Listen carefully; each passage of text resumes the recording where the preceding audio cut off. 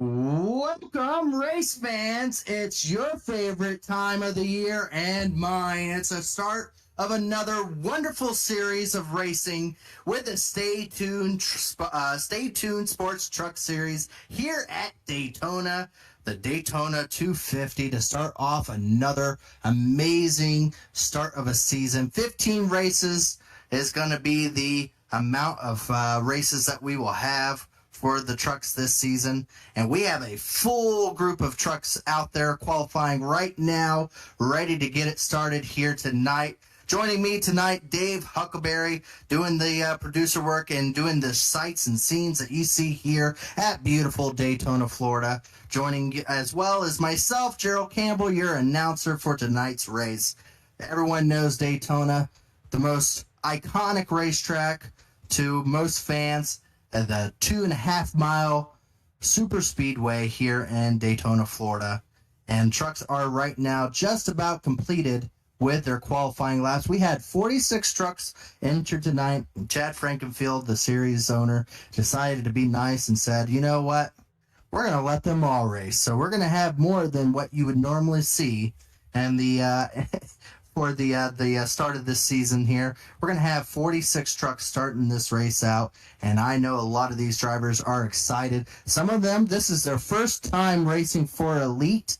They're trying the feelers out, trying their steering wheels out for Elite racing here, and no better series to do it than this truck series. We are back to being a feeder series. What that entails is previous champions are not allowed to run for points. So you're going to have a new champion by the end of this season, one that's not won a championship in Elite, and that's going to bring out a lot of guys that you have not seen run an Elite series, and we are excited to see how that plays out and who's going to be the stars of this series by the end of this season.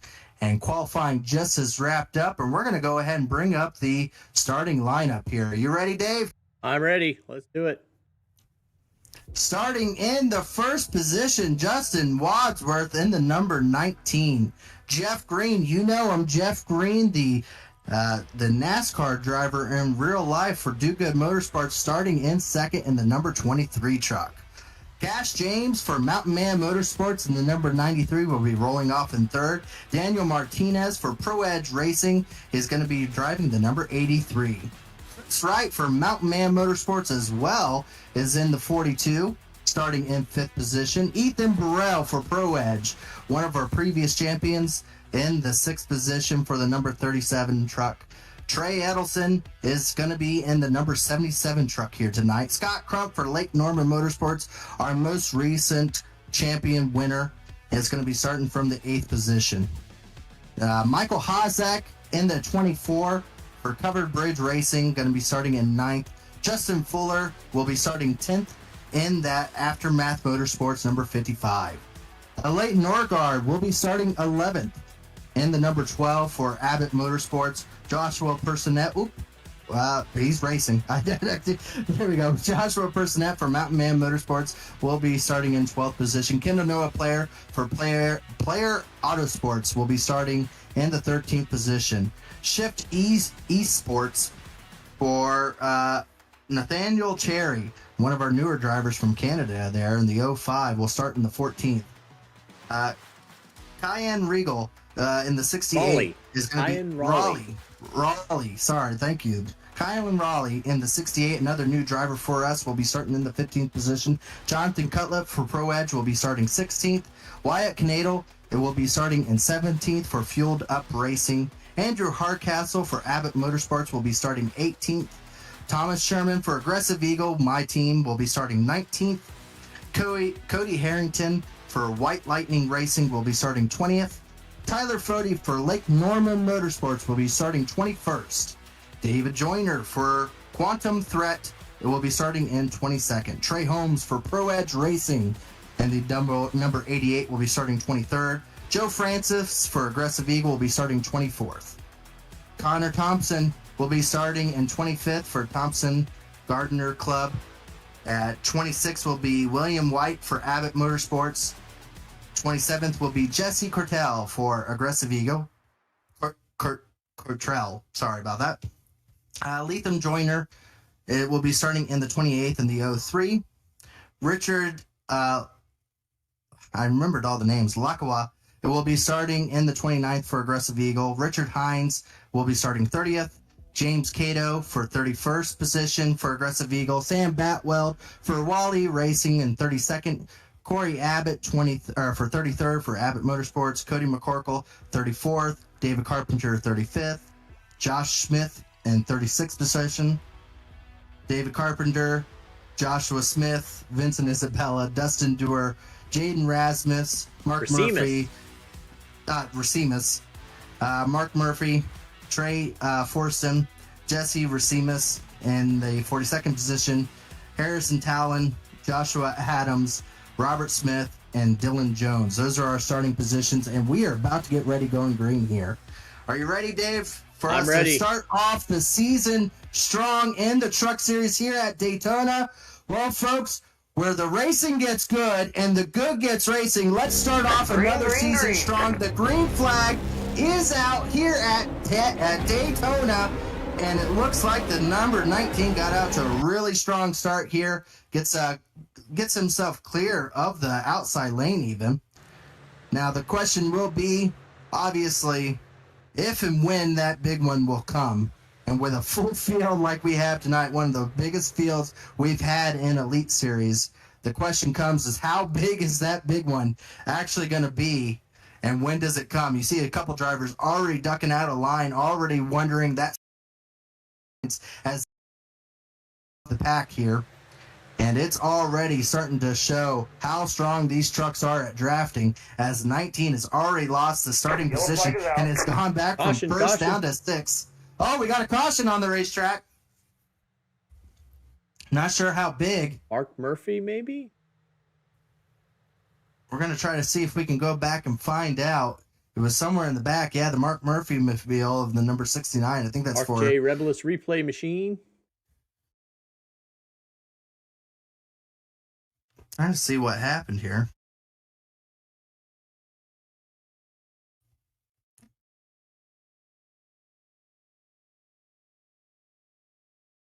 Oh yeah, it looks like he looks like the 70 may have just made a little bit of contact, and right in front of the 51.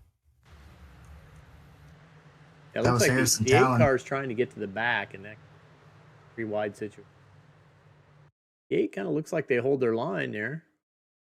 I mean, if you're trying to drop to the back down the yellow line, they didn't really come up into him, but they kind of maybe spooked him in the middle. Yeah, Jesse Racimus there was kind of going straight there. Looks like the 69 may just was looking down and saw the car coming back up onto the racetrack, and maybe was trying to give more room, and just contact was made. And when you're going at these speeds, it doesn't take much for the truck to just go way on you like that. And so he spins out. Luckily for us, it was only a 2-truck incident, but unluckily for them, that is a tough start of the season for both Harrison Talon and Mark Murphy. But that gives everyone kind of a little bit of a breather here. I mean, we see some drivers going down pit road to top off on fuel. I don't think anyone's going to be going down for tires just yet, but some drivers that are already running near the backers are going to go ahead and try to just get some more fuel. Kendall Noah Player, one of those drivers going down pit road now. It is a very good-looking truck for tonight's. See Coding Harrington for White Lightning Racing. Apologize if I didn't get the... We're getting the timing down, Pat, for when we do these intros, and we'll get them a little bit better off. But David Carpenter for Do Good also came down. These drivers are going to have to learn what it's like to race with a 46-car field or 46-truck field as to how that's going to play out. Some of them are deciding to wait. We have 100 laps here tonight. Dave has the stages here. Let's see if we can pull that up real quickly. Yes, I do. 100 laps tonight. Stages at laps 40 and 4 sets of tires. 1 on the 4 car sets and of tires. 3 in the pits. Not really sure how much those are important, but I'm sure there's a few of those drivers are going to take on some. We'll see if they if it's a green flag pit stop when they take them, or if it's going to be all under caution here. But right now, 3 sets is pretty good for a 100 lap race here. See Jeff Green out front of this event right now. Him and Daniel Martinez and a few drivers made quick work there of our initial leader, Justin Wadsworth, who started off really well, but dropped back in a heartbeat all the way back to, I believe he's 33rd? 33rd. He must have asked for an EOL. Yes, he did. He did ask for an EOL, so he dropped back further than where he initially was at, too. I was like, hey, there's no way he dropped back that far. But, yeah, he asked for an EOL under caution there, so he's dropping back a little bit further now. But Jeff Green, one of those drivers that is not going to yield. He's going to be one of those drivers that's going to try to start up front and lead the entire thing if he can. A really good plate driver. And that is Jeff Green, the champion in NASCAR for the now Xfinity Series.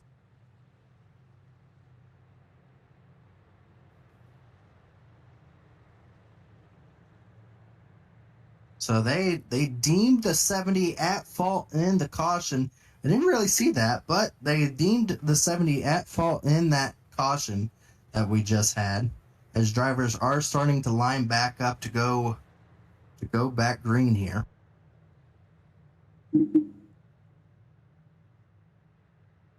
Well, let's see how far we can get with this one here. Like top 23 cars stayed out. Everybody beyond that came in.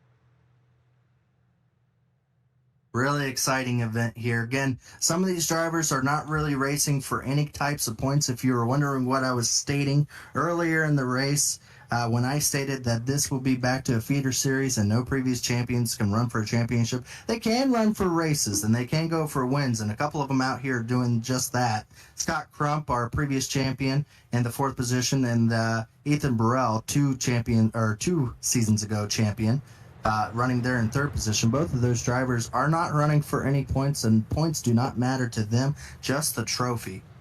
You may see Chad Frankenfield a little later on in the season. I'm almost positive of it. When we get to a road course, he'll pop his head through there.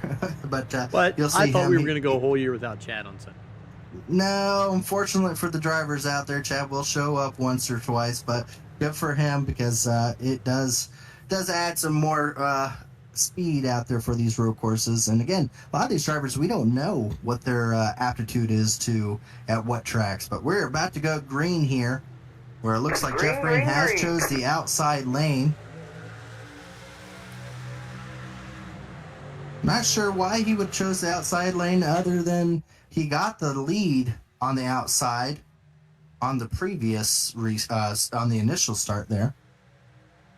But you see that bottom lane really stacked up really nicely there with Ethan Burrell right onto the back bumper of Martinez there. Those two are teammates, and they are doing a great job of being able to lock up and start pushing.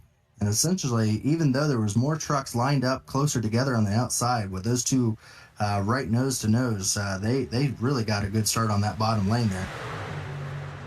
So here we come back around to finish lap 5 of this 100-lap race, and we're going to see if we're going to have a different leader.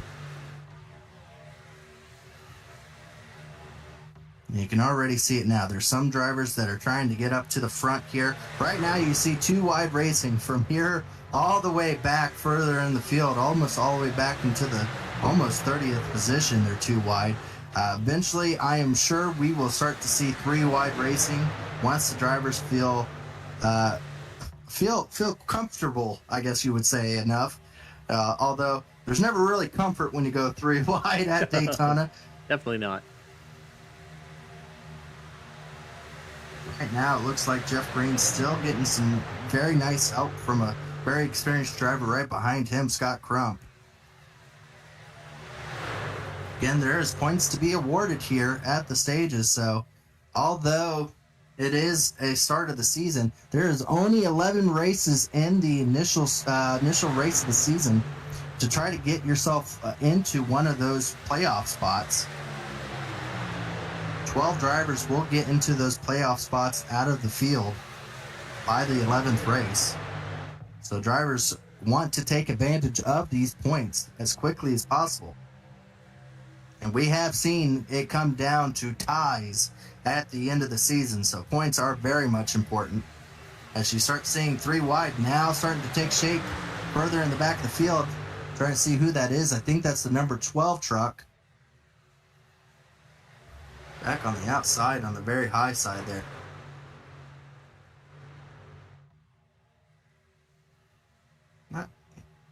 They say 12, but that might be.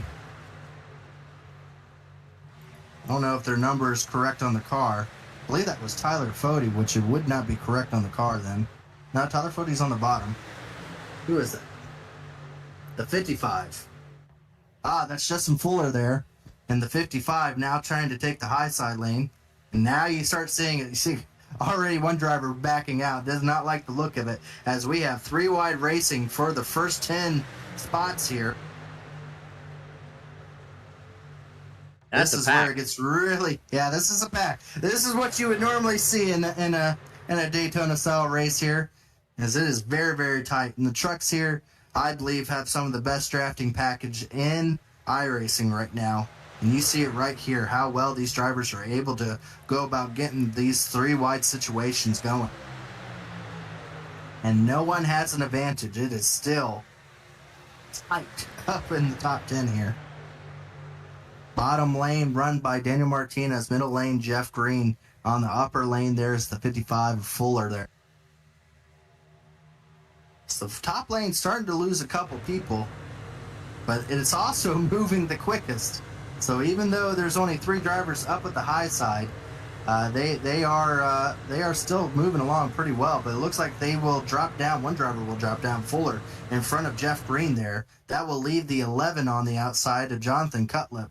With the driver that I had misplaced earlier. He was one of the first ones to jump to the high side. That was Vincent Isabella and the number 13 truck, as he is now pushing the number 11 all by himself, but still keeping up very well on that outside lane. Here comes some help with the 68, trying to get his nose up there to try to help out.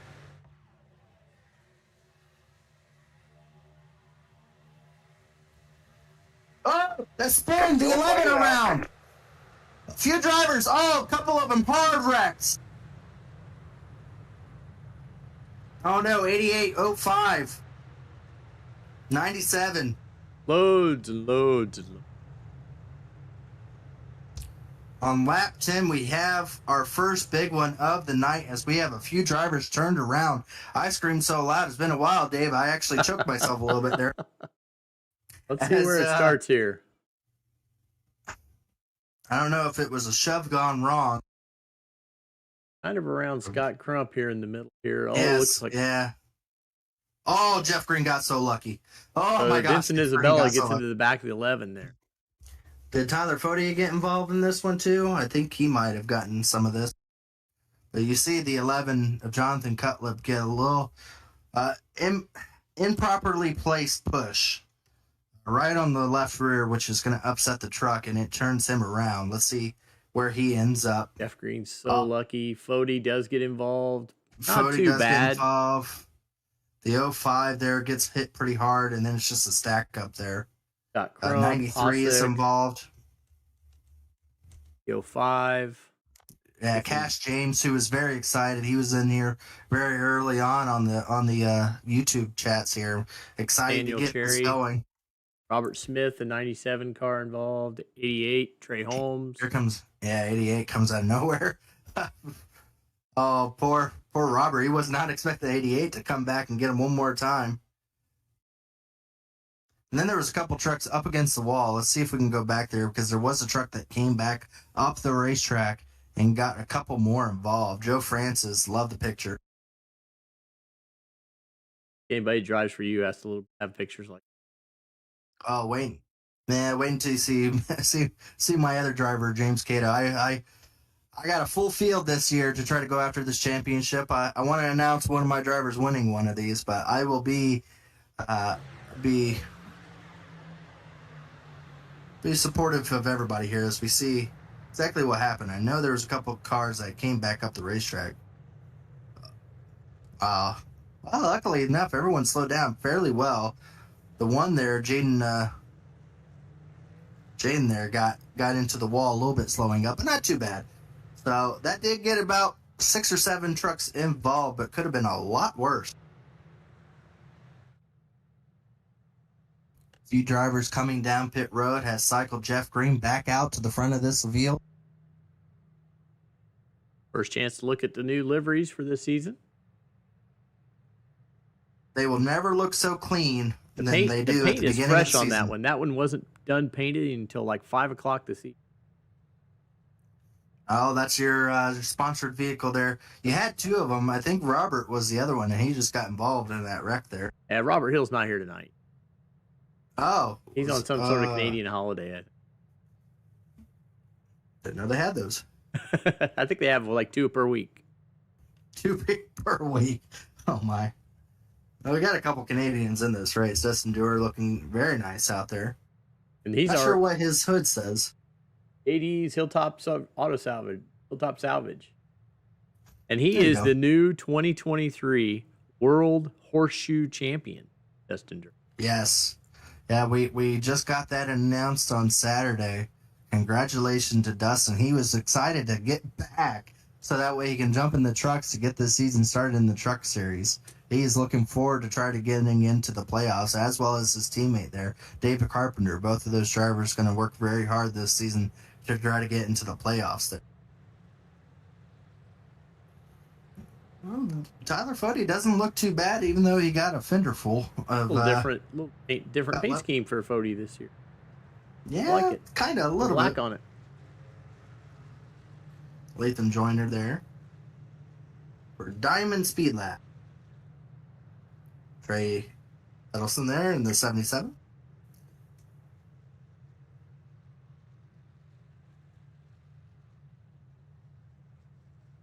David Joyner. Any relation to Latham? Maybe. Quantum Thread. I think they're on the same team. No, they're not. Latham. Joyner, the other. I think he's Latham's on Diamond Speed. Oh, yeah, that's true, yeah. There's another Diamond Speed Lab. White Lightning Racing. They've been around for a while. That's a throwback there. Gear Wrench Racing. Oh, man, they have a few trucks out there as well. And that's the thing, with all these teammates and this big of a field, it's going to be hard to try to find them in the field to work with them. You know, you go into a mindset that you want to work with your teammates, and you come with all these game plans and, all these, trying to find each other. And then by the time it gets to around 20 laps to go and a quarter of the field's left, and you realize you don't have any teammates left out there, and then it's a change of games completely, because then you have to try to figure out who you want to work with.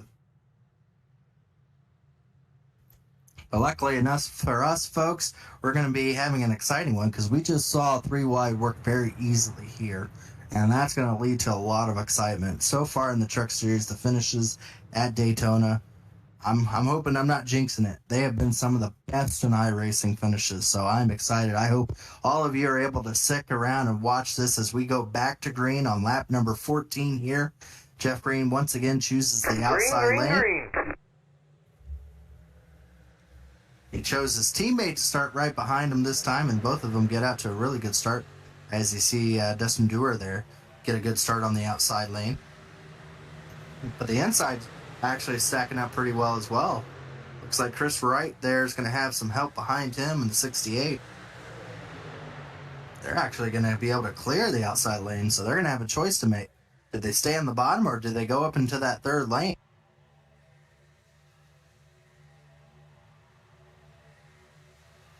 First stage end will be at the end of lap 20.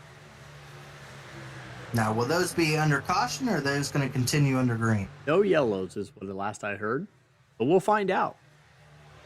Alrighty. I believe there are going to be no yellows, but we'll see. So if we keep going past that lap and there's no cautions, then we'll have our answer there. But so far, we're on lap 15. What lap did you say? Lap 25? End of lap 20. End of lap 20. So we got 5 laps left to decide the stage points. That'd be 1st through 10th that they're going to be awarding those stage points to. So you see some of these drivers still, even though they've seen cautions and they just saw a big one just happen just recently, they are still trying to get their way up there to try to get some of those points awarded to them. As you see, someone jumped through the middle there. very tightly. Wow, he's really pushing his way up through there. That's the number 3. What number is 3? Latham Joyner. Oh, we got a truck in the wall. Another big one. 77 round. It looks like Ethan Burrell around as well. Couple trucks into the wall, and I think it started right around there where that 3 truck was at. See exactly what happened here. Look, so it worked for a while, but it tightened up very quickly there. That was right where it started. And that's the issue with trying to force your way through the 3 wide situations like that. That was Latham Joyner there. But, it closes up very quickly. People see you make a couple positions down the middle like that, they're going to try to block it off after a while. You just can't expect to get all the way up through the front without any type of resistance. But, you see there 33 or 37 hard into the wall. David Carpenter, unfortunate for him. Oh, our pole sitter there, you see the 19 coming through there, gets involved. Looks like 21 of Corey Abbott involved as well. Few trucks, 23 also. Leighton Norgard, who's coming up on the deck from behind here. Let's see what happens with him. Go high. Oh! Yeah, I think you got Thomas Sherman there. Racing incident called on that. Who was that just got hit pretty hard there? See.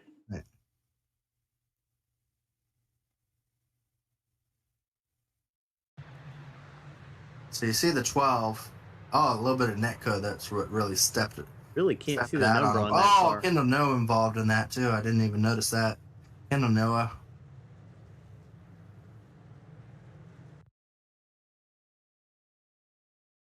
That's Harrison Talon.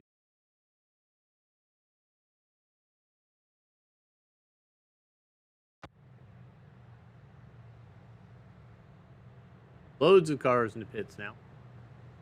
Yeah, so no one caught no one at fault, but definitely a very aggressive situation for a lap 17. For a lot of drivers are going to be down pit road having to get some of this fixed, and a few of them will probably be out of the race. I don't know if Ethan Burrell is going to be able to get back out there. He got slammed in the wall pretty hard there, as well as the 97. I think was one of those drivers that went up into the wall pretty hard.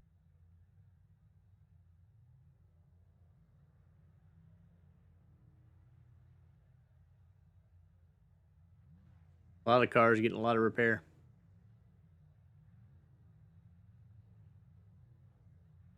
Yeah, it looks like a few of mine as well. Joe Francis looks like he's visually got a hole in his car. Oh, is that Joe's car? I was wondering who got slammed from behind. Yeah. That's weird. Yeah, I'm not sure if his paint scheme is supposed to look like that, but definitely interesting. He got slammed really hard from behind. I know he was drafting with some team drivers there, as you see Thomas Sherman in front of him. Got woed up, but then he came across the apron and got hit by the 43, Dylan Jones. Well, luckily for him, it's not a ton of front end damage. It's just rear end damage for Joe Francis. You see him already going back out there, so let's pay some bills. Yeah, absolutely. Let's do some sponsors.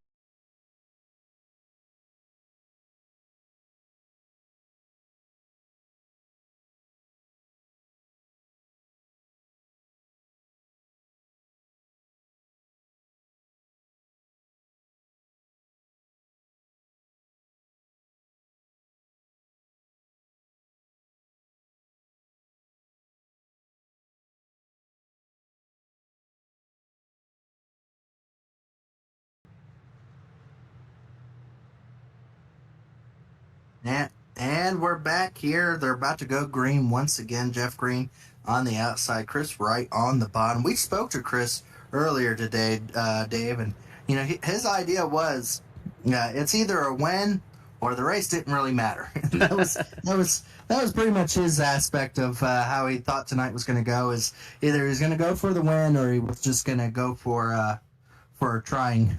And then he said he was going to run around at the back, so he doesn't know his back from his front. Because Chris, you're running around at the front. Well, right now it looks like the front's been the safest place. It's been kind of midfield on back that we've seen a lot of the wrecks happen on there. But Chris Wright doing a good job. He's excited. He said this first Truck Series races that he's been doing, and he's excited to see how the season continues forward. I know a lot of these drivers are looking at Daytona as kind of get used to it. Next race is going to be kind of where they get a feel where they're going to stack up against the other competitors. Our next race will be at Dover. It's going to be a 100-lapper at Dover, and that will be next Sunday. So definitely tune in there if you're tuning in tonight, as, again, a lot of these drivers are getting their feel of kind of where they're going to be stacking up. If a lot of these drivers are new, when they enter a new series, it's kind of feeling where you are compared to your competitors. So Daytona is kind of an equalizer. You just kind of hopefully survive. But at Dover next week, we'll see how it all stacks up, as pace car is going to be coming down once again, and we'll be going green here for looks like the stage in just a couple laps here. So Chris Wright out to another really good start here, but I don't know if that's really going to help him, as you see those do-good cars really start to push each other on that outside lane. They may even clear him going down the back straightaway here.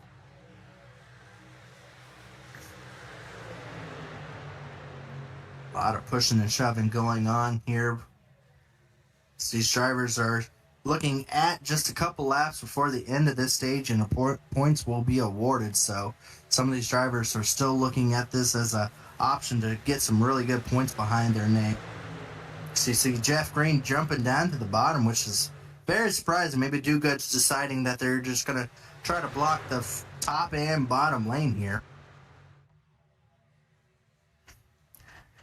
It doesn't look like these guys know that there's been a couple big accidents, as they are already back to pushing really hard. We are only on lap 20, and yet we've had two major accidents, but these drivers are still really close up together, tight pushing and shoving here, as here we come to the last lap of the stage. We do okay until the first person decides to stick in the middle and carry. We'll see how the shoving goes. They're nice to begin with, and then they're kind of gripped onto the steering wheel and hope you survive the next couple that come after the shove that gets you sideways. But we'll see here as they come out of turn 4. Right now, Jeff Green is looking very pretty to try to get this stage to his name, as you see the weaving and swerving going on behind him. At the line, here comes Dustin Dewar back at him. Oh, that's really close. I think Dusty got him. That was really close. I think Dusty did get him by 0.02 of a second. Dustin Dewar was able to get that stage, and it will be green. There will be no cautions at the end of this stage, but that was really, really, really close racing, and that would be amazing to see at the end of this race, but I'm pretty sure we'll be probably closer to the 3-wide at the end of it. But Do-Good cars finishing right there in first and second at the end of that stage. Chris Wright will end up finishing in 4th. Lethan Joyner got 4th in that stage.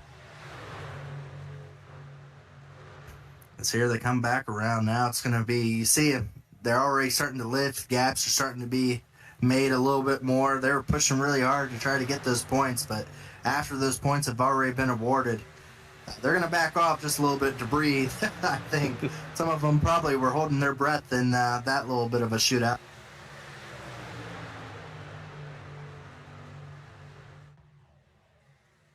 Well, we have a couple drivers deciding to go to the outside there. You see right there, Chris Wright jumped to the outside in front of Dustin Dewar.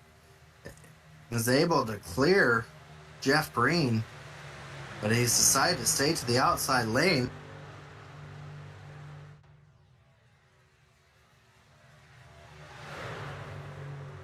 Still a lot of drivers in this race.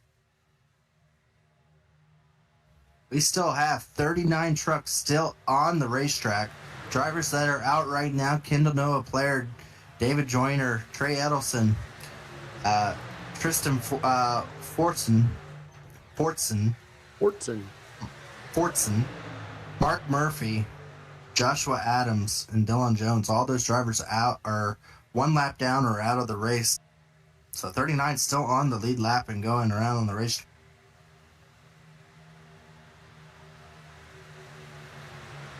Which, after all those big accidents, Dave, that's actually not that many. No, that's not too bad. Compared to how bad some of the accidents have been early on in this race, they've a lot of them had plenty of time to fix it up. So you see a slow truck there, really slow truck on the bottom groove there, may have blown up.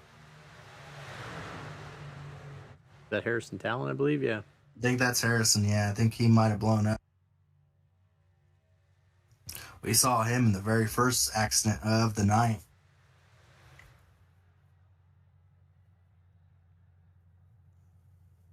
It looks like a couple drivers trying to peek out to make it 3 wide and got back down, but drivers are already getting ready to try to make another run at getting up to the front of these things. As when's the next stage here, Dave? End of 40. End of 40, so they still have 16 laps left to go before they have to start awarding points again. Ooh, driver jumped right in front of Chris right there. Wow, that was close. That was the 68 that just jumped in front of Chris Wright and barely cleared himself to try to get a push up to the front. That's Cayenne Raleigh, thank you. We'll get the names here. I got most of the names. If I've done a couple races with your name, I will get it down, trust me. But Rawling there, able to get himself up to the lead. It helps if I say your name more. So if you lead like Raleigh is here, I'll get your name down pat a lot quicker, as Raleigh is able to get a push up with Chris Wright, but not able to clear himself of the lead there. So now we'll have a new driver behind Jeff Green. That'd be Fuller there. Justin Fuller in that Bojangles car is making. Now we don't have Bojangles down here. No Bojangles? No Bojangles. We've got Popeyes. Is that similar? Very similar, yeah. Okay. Kind of spicy chicken type thing. Ooh. 3 wide up the high side again. I think that's a driver that was up the high side earlier. I think that was Vincent Isabella trying to get his way back up to the front again. Right now, everyone's looking pretty calm out there. Let's go run through the field here of our top 10. We got Jeff Green right now leading this thing. Riley up in second place. Justin Fuller in the 55. Chris Wright up there in fourth. Daniel Martinez, Dustin Dewar, Cody McCorkle, Latham Joyner, Sam Batweld. The next one is Joshua Smith in the 80. Trey Holmes. Justin Wadsworth's up there. Saw him get some damage. Most of these drivers you see back there have had damage at one point in time. Tyler Fody up there. Vincent Isabella. There's one of my drivers there. Thomas Sherman there. And the 23 truck. Need to get him to fix his number there. Yeah. A lot of number problems. Vincent Isabella back there in the 13th, working his way back there. Jaden Remus. You can do it. Come on, you can do it. I said it. Remus. It's Remus. No, Racimus. Racimus. I thought I did it. Racimus. You said Remus. Whatever. Racimus. That's a very pretty paint scheme there of Andrew Hardcastle. I love that red there. That's a very nice paint scheme. Here you go. Try it again. Jesse Racimus. Yeah, there you go. Robert Smith there in 97. Robert Smith's like a palate cleanser as you go through the tough names, and you get Robert Smith. Oh, yeah. I'd take a break on that one. Connor Thomas up there. Now you're getting back here where drivers are starting to single file out a little bit. Michael Hozak, number 24 truck in the 24th position. Joshua Personette back there as well, and is at number 18 for Mount Man. Missing a couple of them. Wyatt Knadel. I'm going through the running order, so it might skip Francis. anybody that's out of order. That's a real picture of Joe, if you can believe it. Somehow they're able to teach a dog how to race on iRacing. Good boy. Good boy. We say that when he does good. Good luck telling what number of car he has from looking at it. Oh, watch out here at the front. Looks like they're going to be coming up on some lap traffic. Oh, boy, that was very close up at the front of the field here. as leaders had just passed 2 drivers that had quite a bit of damage. A couple of them going up into the wall there.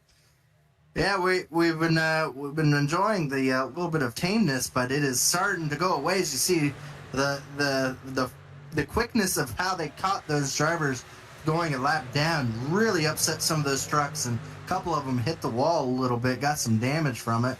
I think we saw a red truck further back in the field just make some pretty good contact with the wall. Looks like they were able to get through it, though. Yeah, that was when they were passing David Carpenter and Kendall Noah Player there. They'll be coming up on some more lap traffic here, as they'll be coming up on Jonathan Cutlip and Ethan Burrell here shortly as well. So we'll have to keep an eye on when these leaders get up there and they start seeing some of those lap traffic. As we got a few different spots up at the front now. Looks like Chris Wright able to get out to the front, as we do see a third line starting to form on the outside lane, starting to get going. Looks like you know who it is. It's Tyler Fody. He has decided to be a factor here in tonight. One of the strongest running elite drivers at super speedways. Always ends up finding his way up at the front of the field and in the mix of winning these things. Josh Smith in the middle. And you're starting to see a lot of drivers starting to work their way up there. And no kidding, because here we get closer and closer to that lap 40 stage end. So some of these drivers trying to get up there to get some of those stage points now.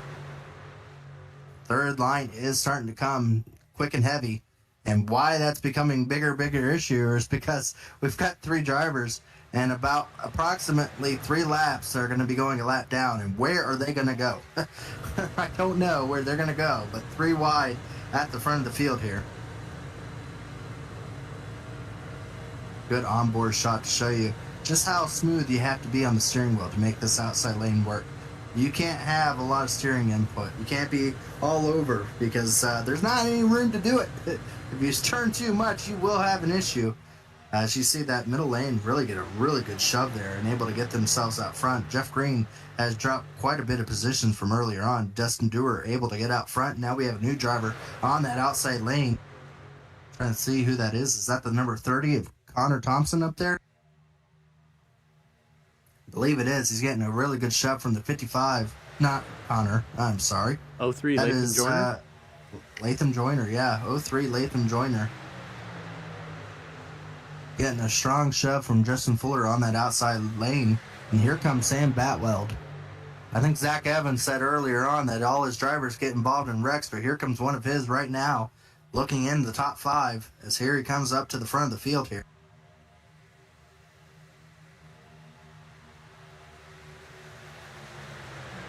Definitely seems like the outside lane is the strong suit, but the more secure position is going to be the bottom lane. So you see these drivers, they work their way up to the front of the field. Sideways 23. Sherman, oh my goodness. Thomas Sherman, he made everyone back off behind him. An unbelievable save by that 23. Well, 23 on the truck. It's 39 truck. Thomas Sherman there. Wow, what a save by Thomas Sherman. That could have been a 10-car wreck right there if he was unable to save it. I'm not sure exactly what happened here. We'll see. He's in the middle. Gets high as he tries to tuck in behind Fody, and there's a car there already. Truck there already. Oh, hard contact for who was that in the wall? Can't tell. Wow, Thomas Sherman is going to have the save of the race right there. I mean, everyone's checking up. You see everyone's back in, coming out as they are all checking up, thinking that this is about to be a massive wreck. And Thomas Sherman able to stay on the gas. I don't think he lost a position. He gave it gas so quickly. He's up there again. As you see some drivers are going to lose the draft from this, and definitely spread out the pack. You see Thomas Sherman having a hard time just trying to keep up with the pack right now. See that pack, and then further back, let's see if we can go a little bit farther back there. Back behind this red truck, you'll see the drivers are going to be single file trying to catch back up. As they have all started that pack. Cody Harrington, all those drivers have lost touch with the pack and are going to try to work together to try to get their way back up at the front of the field. So even though Thomas Sherman's definitely saved a few trucks, it's definitely put a lot of those guys away from the main pack, and it's kind of split it up a little bit here, which coming at the end of this stage may be a good thing, as we're going to not have 40 drivers all on top of each other.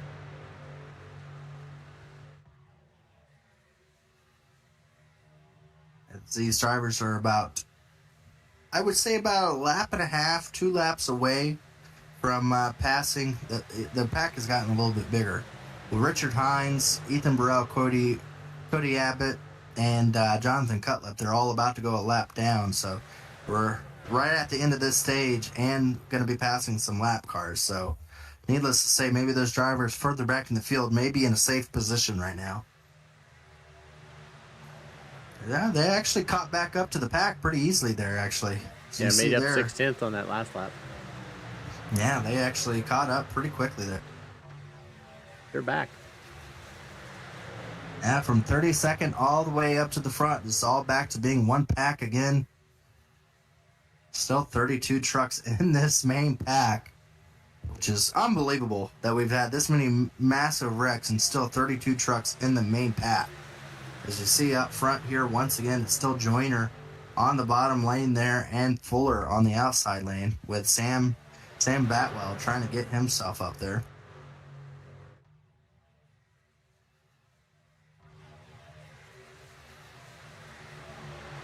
Well, here we come. We have 2 laps left to go in this stage.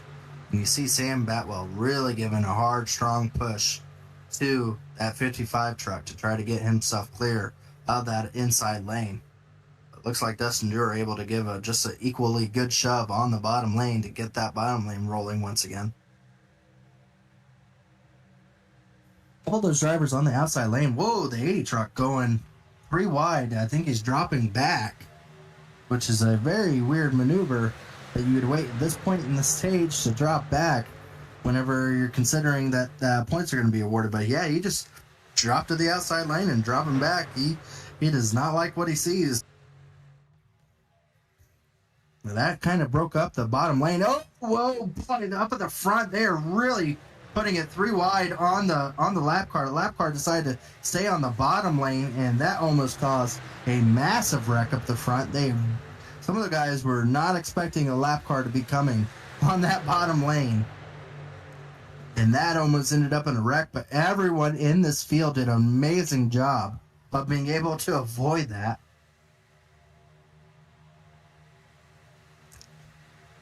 Sounds like we're getting ready to pit. Actually, yeah, a couple drivers coming down pit road now. Chris Wright, Jeff Green, a few of those drivers that we've seen in the pack. You think you'd finish the stage before you would pit? You would think so, especially if you're running in the top 10. But a lot of those guys, I'm not sure what they're doing. Yeah, they all pitted. A lot of the bottom lane. I mean, that absolutely killed the bottom lane. Let's go back up to the front here. We'll see what's going on at the end of the stage here. Because it looks like Sam Batwell in the 55 with no competition on the bottom, able to get down to the bottom lane there. We'll see if Sam Batwell decides to go back out to the outside lane, as that outside lane is starting to form once again.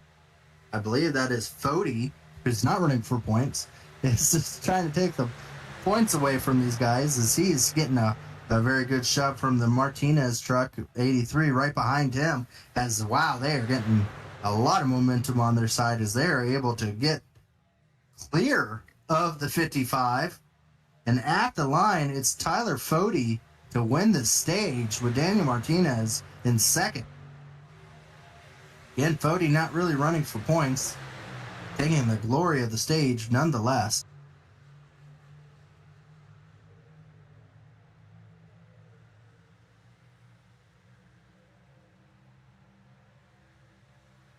Ooh, they're giving each other some very strong push. You could tell the drivers are starting to get pretty comfortable with these trucks because they are pushing harder than they did in the beginning of these races. You see right there, the 88 right in the back of the 83.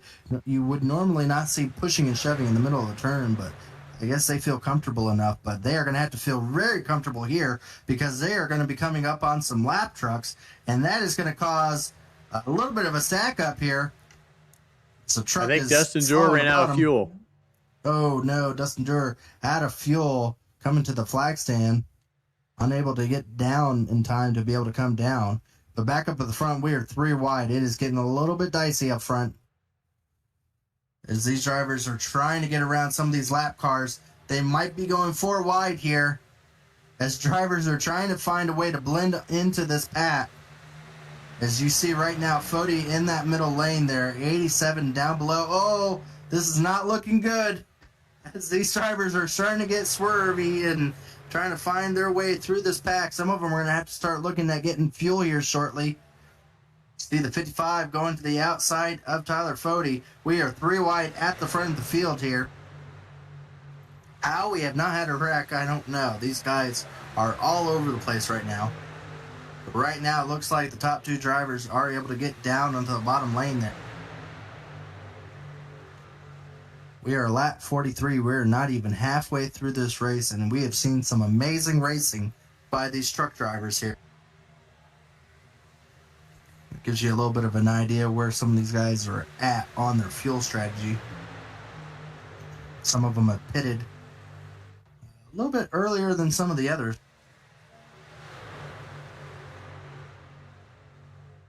Let's come up on some more lap traffic here.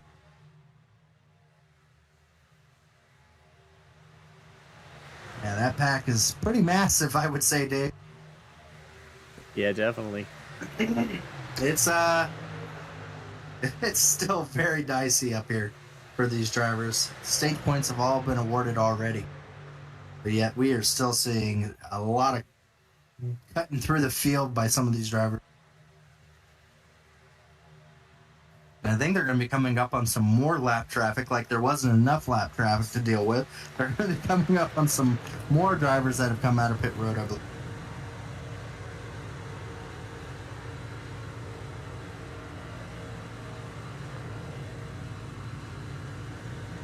Lethem Joyner there for Diamond Speed Labs on the bottom lane. Probably the safest spot you could be is where he's at right now. As you see, they're going to be catching up on the lap car. It looks like the lap car has decided to stay on the bottom of the track. And that, you see the speed. Oh my goodness. You see the speed right up against the door of that lap car. I'm not sure who that lap vehicle was, but I think that was... That Me Fine logo, so probably a Wall-E car.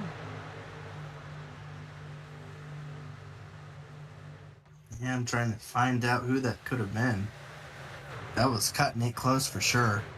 Unfortunate for Dustin Dewar there. I think he had to end up towing. He's already 4 laps down right now. So Dustin Dewar, who had led some of the early parts of this race and was very dominant, is going to be cutting his race a little short there. That's who it was. I believe he's... Preston Fortson. Another one of those Wall-E drivers. Right now running in the 42nd position, 17 laps down.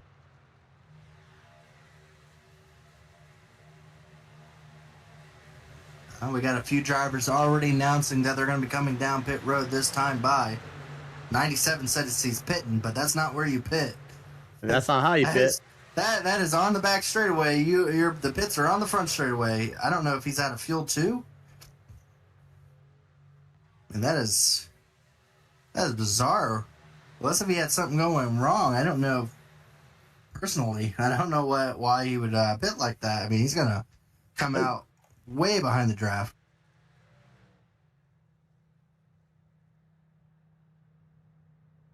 Well, right now we have 29 drivers on the lead lap. Again, some of these drivers will go back on the lead lap once the main pack decides to pit. But right now, as we stand, we have 29 drivers on the lead lap.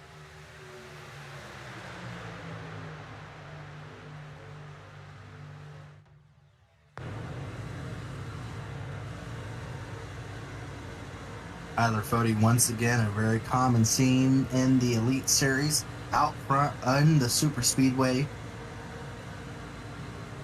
leading the field as we are getting close to the halfway point of this race. The people want to know how important it is to win at Daytona, Daytona is the only race where you get to be crowned a Daytona champion.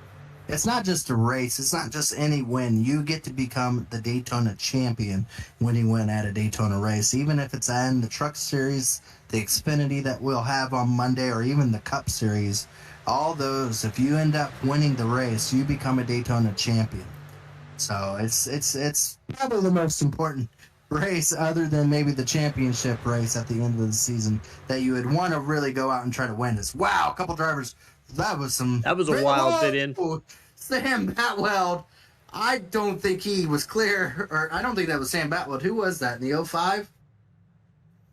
That was close. That was the 05 that just barely got himself down to be able to slow up enough. That was incredibly close that he did not get clipped there. He was in the second lane and very quickly decided that he needed to be going down pit road right then. And he did.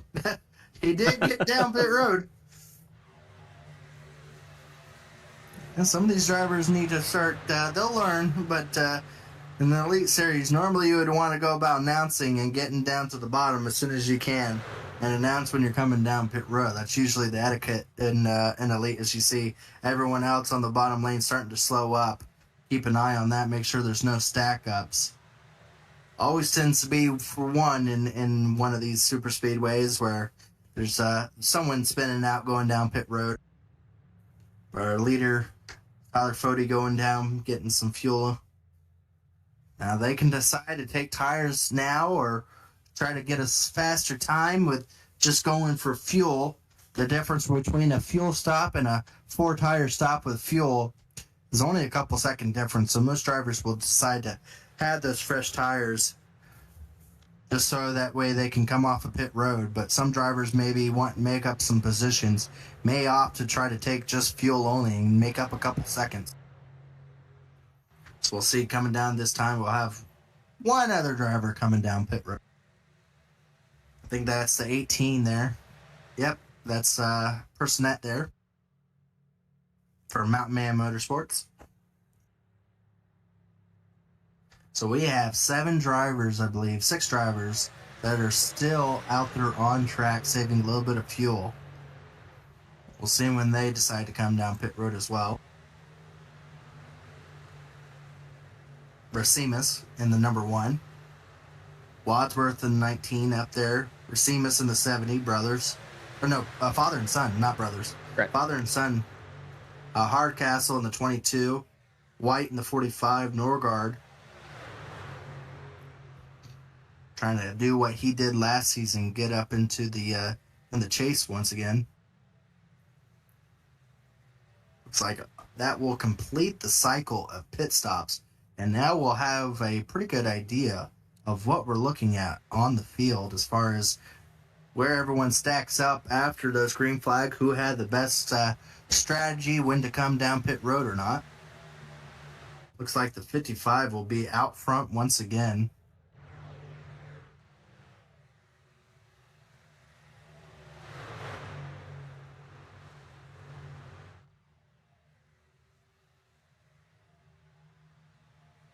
Looks like Ethan Burrell getting shoved by the 88. I believe they're a lap down, though. Because they see them steaming by some of those drivers that just came down pit road.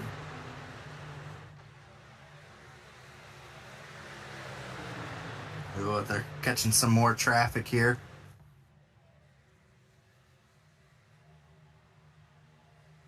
So now that will put the 88 truck of Holmes up front with Martinez in second. As we go 3 wide just because. Just because. Just because you can. Bodie there stacks himself back up onto that outside lane there. So now we'll try to get a good picture of what we're looking at here as far as where everyone is riding out at on the racetrack.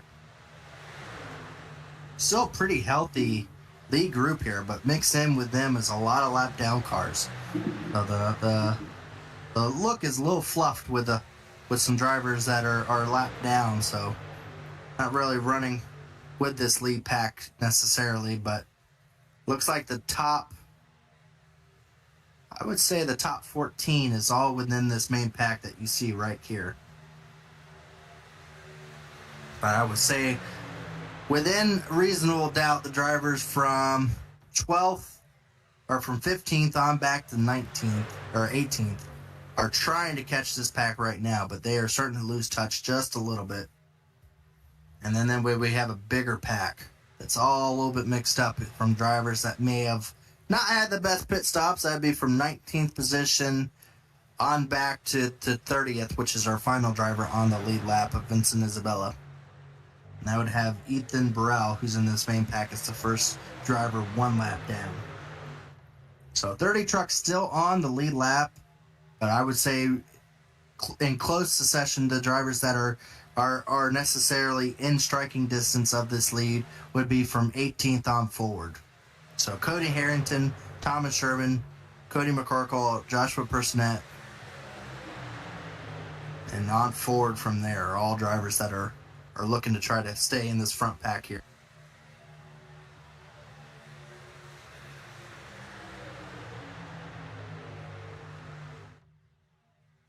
Still looking very strong up there. It has been Martinez, Fuller, and Fody, and Holmes. I mean, all these drivers have kind of been up here for a lot of it.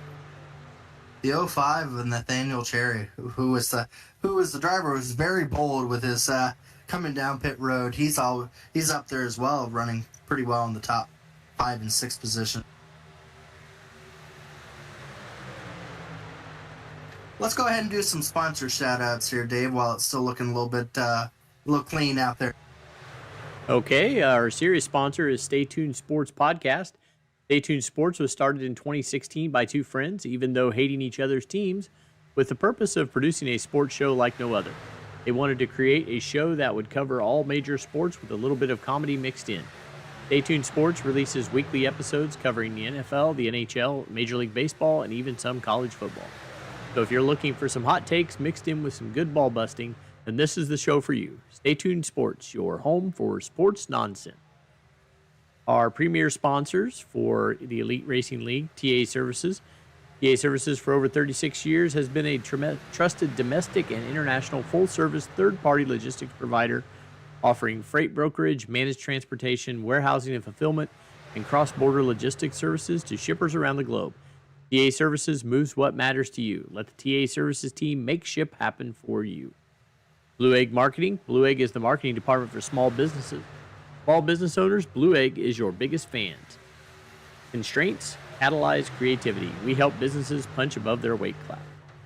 Finally, Worldwide Technology Raceway. Worldwide Technology Raceway is a motorsport facility racing in Madison, Illinois. Racing facility in Madison, Illinois, just east of the St. Louis, Missouri.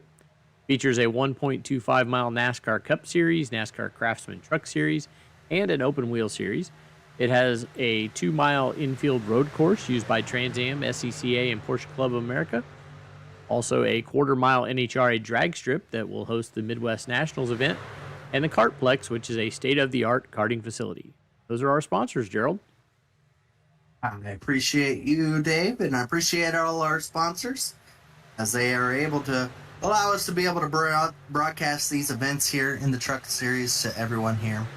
This is the second year of Stay Tuned Sports to broadcast and be the series sponsor for the Truck Series, and we do appreciate them. They've obviously gotten themselves a good deal with how well these trucks race and how much entertainment these guys put out there.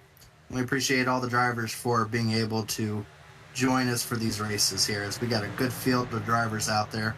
And so far, we've had a pretty long green flag run here. I'm not sure how long, but I would have to say almost 30 laps here we've been going green, and so far it has been some really good driving up at the front of the field, as no driver is able to stay out in the lead for very long. I would almost love to see what the amount of lead changes have gone on for this race. I don't think a driver's been out in the lead for more than maybe a couple laps at a time before it's taken by somebody. It looks like our last yellow flag was on lap 15, so we've gone about 45 laps. 45. Wow, that's very good for how big of a field. That's just that's unheard of for how big of a field at a super speedway to go this long and have this many guys still in the lead lap. So don't want to jinx it, but just very proud of how these guys are driving, and I look forward to seeing how how this plays out at the rest of the season here. Like we said, we've got Dover coming up next week, but this truck series is amazing with some of the races it goes to. It tries a little bit of everything. You have to be good enough at just about everything to compete in this truck series. We got Dover. Then we're going to go to Circuits of the America road course there. Then we're going to go to Charlotte, the Oval.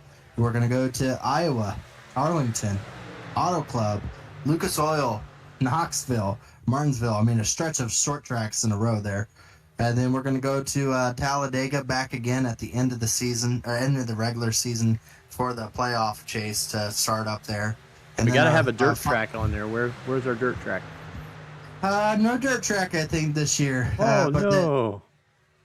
But some really good races at the end of the season here to start the playoffs. We're going to have Las Vegas and then Worldwide Technology, and then Richmond's going to be the setup to the final race. Homestead will be the end of the series race, which Homestead always puts on a good show for a championship race. Miss it in real life, but we will have it here in the truck series for everybody to enjoy once again.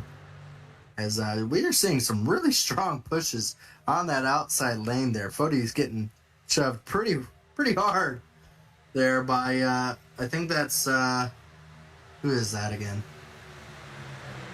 Lathan Joyner. No, I believe that's the 68 there. Oh, now he's dropped down in front of the 3, I think. Talking about earlier. Yeah. But, a lot of good driving up here at the front here.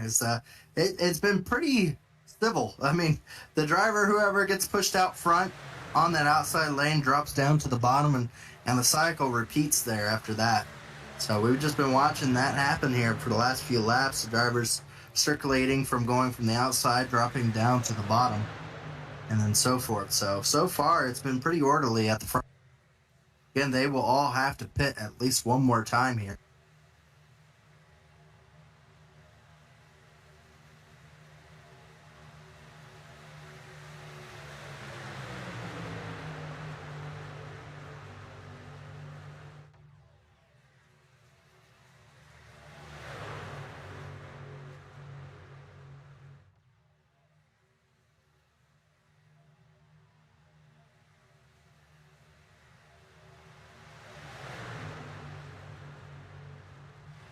Did I lose you, Gerald? Oh, you got me? Sorry about that. Yep. Yeah, sorry about that. I was just stating, let's take a look at some of the drivers out back of this lead pack here. Let's take a look at, let's see James Cato real quickly. I believe he's running 17th on the back of this field here. Let's get a look at his pretty face there.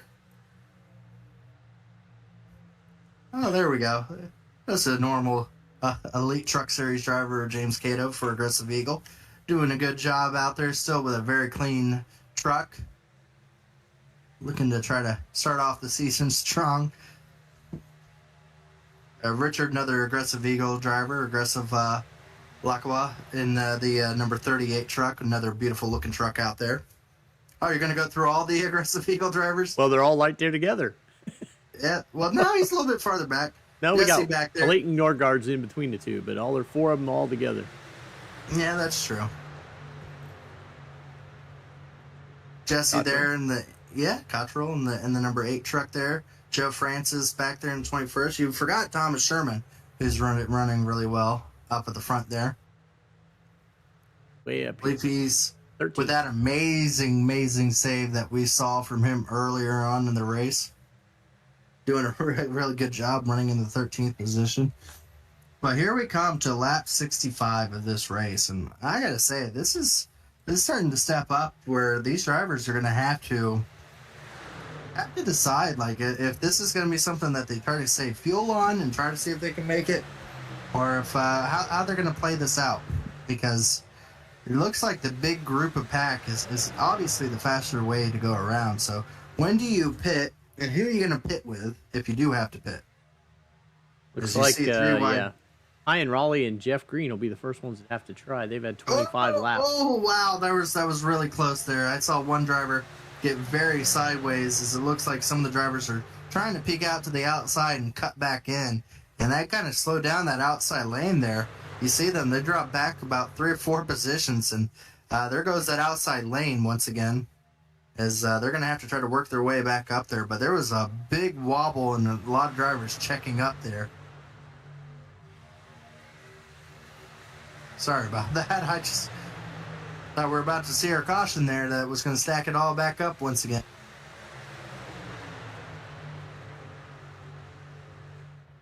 Who's that on the outside? It's not an 85. His truck says 85. Yeah, I think it is 85. It's he's a lap down. I think it's the other joint. David Joyner. Oh, 2 lap trucks on the outside there. David Joyner for Quantum. Yeah. On the outside, right behind him, Ethan Burrell, also a lap down as well. Trying to get themselves up at the front of this field right now, where they will be the last drivers on the lead lap. Right now, 29 drivers on the lead lap. Last driver on the lead lap would be Cash James.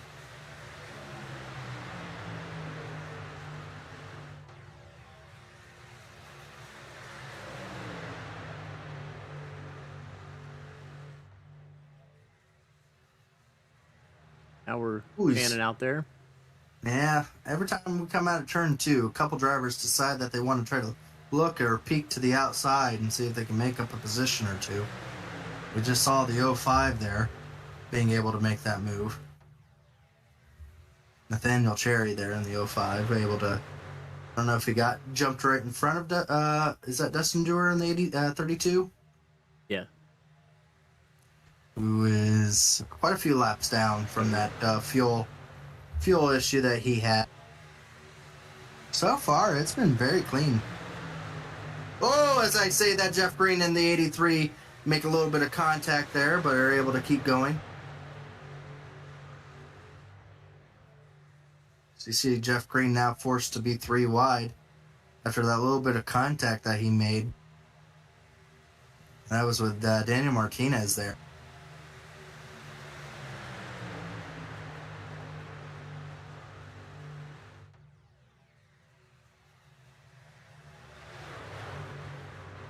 So we are only a couple laps away from it being 30 laps left to go in this event. We've seen some really good finishes at Daytona. We're setting up to see another one is the question. Right now, a lot of drivers still in the lead lap, still a lot of racing left to go.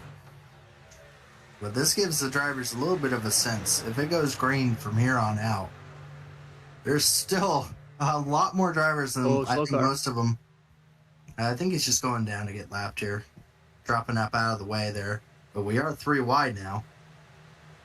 So you see Cherry deciding to make it 3 wide on Ethan Burrell. Uh-oh, we got a few drivers that might almost lost the draft here. They checked up so hard. There was a big checkup in this league draft here that kind of just spread them all out.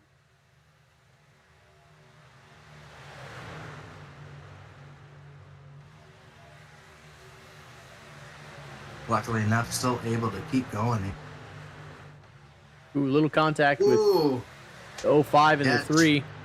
Yeah, 05, Cherry and Joyner there getting a little bit, little tell happy. A little contact between the two of them. And some of these drivers are starting to get a little antsy. It's been a long time since the last caution. And some of them are getting a little bit, I wouldn't say bored, but I would definitely say that they maybe are lacking the focus. It's usually in these long distance races like this one where the attention span is very hard to continue going. And a lot of times it's harder for these drivers to be able to concentrate when you're in these tight packs as to what, as far as drivers inside and outside and being able to not cause any contact. And you see it right there. A lot of drivers are starting to make a little bit of contact side by side from each other. Just a little bit of lack of concentration from them. That's our next group that's going to be going a lap down that we just saw there. Right now, the 55 Fuller out front.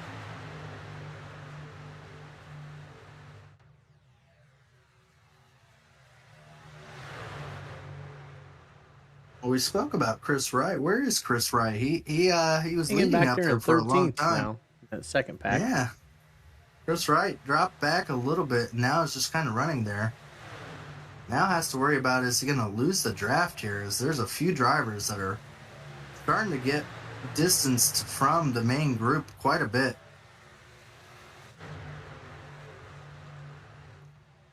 I got to start worrying because 2 trucks is not the same amount of speed as the bigger pack up front here, and they do not want to lose that draft. I think we're going to get some pitters on the next lap.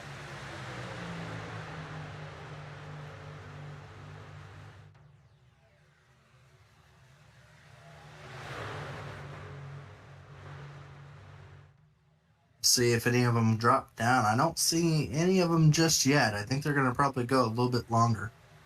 Do have the fuel for it.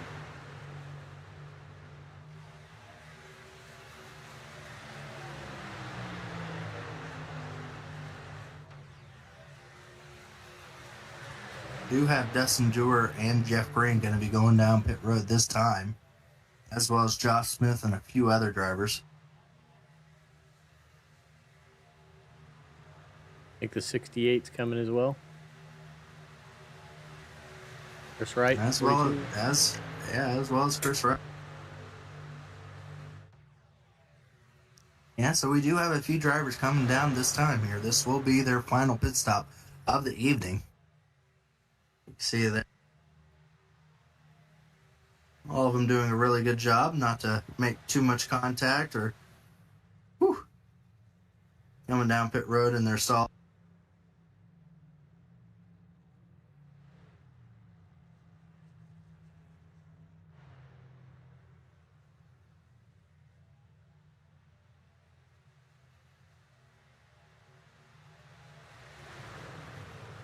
See how they stack up coming out of pit road. If they've all done a good job of being able to keep tight, usually what you would want to do in these events is you would want to come in with a big enough group and leave out with a big enough group that you can be able to get back to drafting speed and have that full speed to keep up, because if you don't, the next group that comes in may, and they'll have a better advantage of being able to distance themselves. And that's why we have multiple groups out there right now, is the drivers that are done a good job of being able to keep as a group coming down pit road and coming off of pit road at a certain speed and doing everything that they can properly. So you'll see a few drivers every time they come down pit road that are unable to do so, and they'll drop off the pack. Those are the ones that will lose out on being able to have a chance, if we go green flag all the way through, that have a chance to get this win at the end of the race.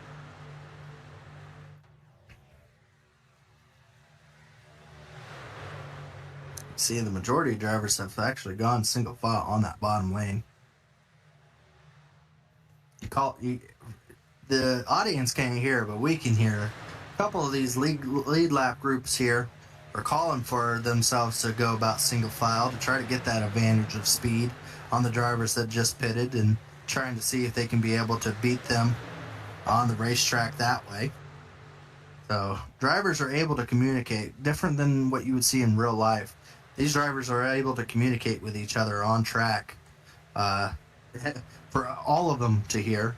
So everyone can hear what everyone says, but these drivers are able to work together to come to a common goal, or just curse the other driver out, whatever you feel like sometimes.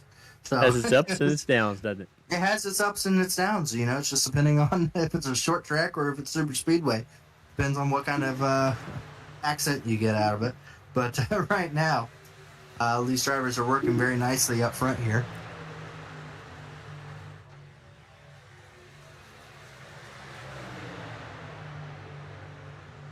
We got a couple of the drivers stating when they're going to be coming down pit road, so that way they can leave or go in and as a group. A couple of them are saying on lap 80, so in about 4 laps from now is when some of them want to go down pit road. Right now, Fuller leading with Tyler Fode right behind him. With them all deciding to work together, the amount of passes we've had at the lead has dramatically dropped off from every lap to now. Fuller has been leading probably the most amount of laps so far tonight. And you can see this group starting to catch a little bit of a tow from the lap cars, which is not going to help the drivers that have already pitted. these drivers are going to be extremely quick catching a group draft in front of them. So this lead group is going to have quite a big advantage here when they decide to come down pit road, that they may be able to gap themselves from those drivers that are already pitted enough to maybe where those drivers that have already pitted may actually lose out on being able to have the lead lap draft.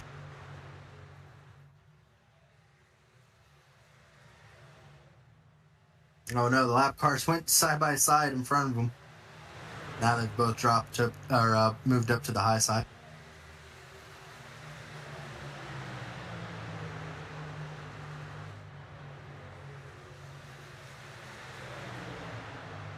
And there's one word though that will change everything. Dave, only one word is all it takes. Caution. To make this race, yep, to change everything on a racetrack. Caution would be the only thing that would absolutely make drivers breathe a sigh of relief or sigh in contempt. It's just one word. In one color, if you can believe it.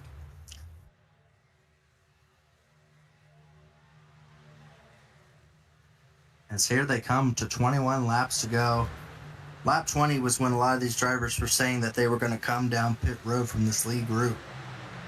They have absolutely been running some fast times at the front of this field. Drivers like Jeff Green and Chris Wright are going to definitely have some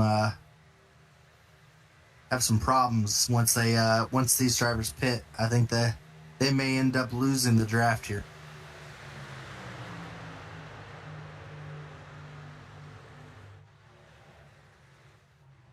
All right, we're going to see a couple drivers coming down pit road this time, I just heard.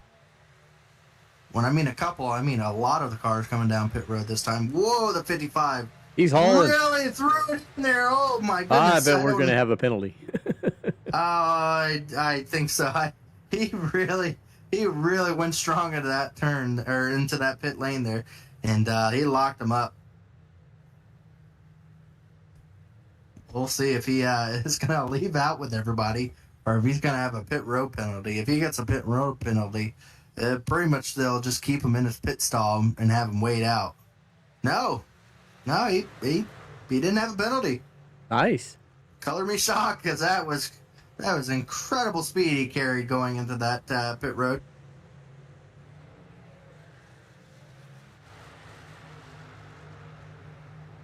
See all the drivers starting to come off pit road here, and we're going to have a better idea of where everyone lines up once again here as we get more drivers coming down pit road.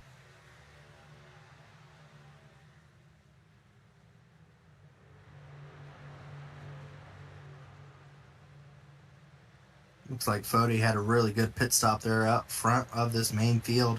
Right behind him is the 47, Sam Batwell. See, Zach, you still have a driver out there with Sam doing a good job.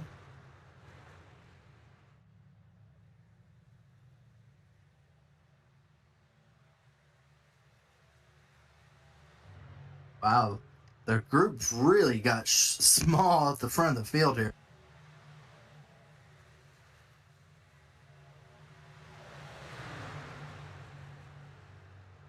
See some of these drivers pushing really hard to try to see if they can get themselves up at the front of this field here. Right now, the front of the field is Martinez, Holmes. Let me go up there. Trey Holmes, Wyatt Knadel, Joshua Personette, Leighton Norgard up there. Those are drivers that still have to pit. And then the drivers that have already pitted out there, my bad, is actually Leighton Norgard, Tyler Fody, Sam Batwell, Lethem Joyner, Justin Fuller. So here in a couple laps, when the final few drivers have decided to come down pit road, we'll finally see what our battle for the win is going to look like.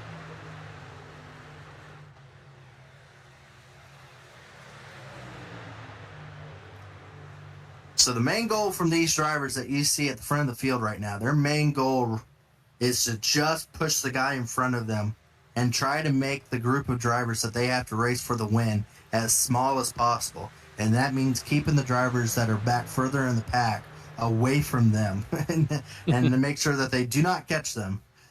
So right now, all their goals are to push, so that way at the end of the race, the amount of drivers you have to try to race for the win is a lot smaller.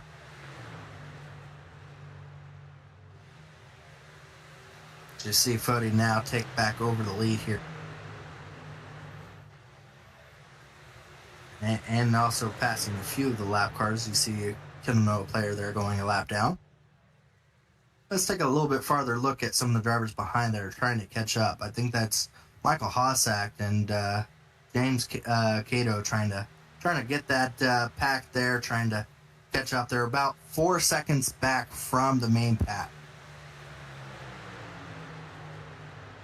So they have a little bit of work to do. The top 8 drivers are in the main pack at the front of the field. And then from there on, you see the time differential between the two. They are starting to catch up just a little bit. We'll see this time around where they are stacked at. Lost a little bit slower. It's not what they want to see. So here we come to 16 laps to go. They're 4.5 seconds back. That is a lot to make up in a short amount of time.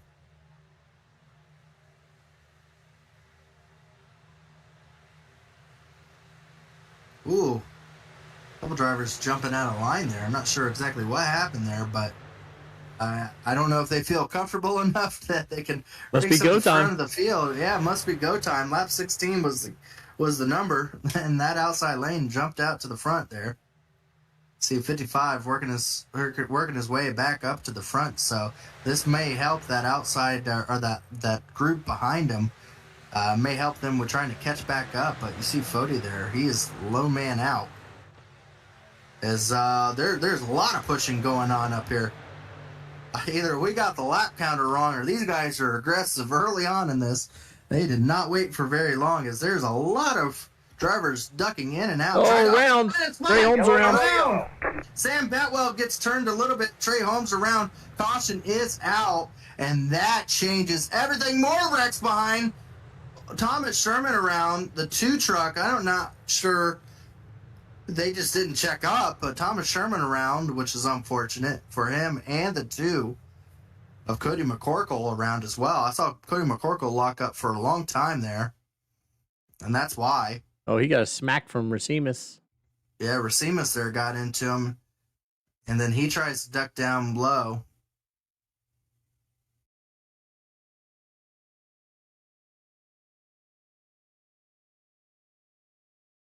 Let's look at what happened at the front of the field. I'm not sure, Dave, why they raced like that at the front of the field. It's when like they the last thing you wanted to do. The last thing you want to do in the front of this field is to have a caution, and that's exactly what they did. And was it the 3 truck again? No? So far, we're okay. And then he gets outside, and then he gets the back right corner of Trey. Yeah, he got the back right corner of Trey, and then 37, Sam Batwell. Did he save it? Wow. I think Sam Batwell saved that. He goes through the grass a little bit, but that could have been nosed into the wall. Right here. Yeah, that could have been nosed into the wall by Sam Batwell. Does an amazing job saving. And that could have been a lot bigger wreck.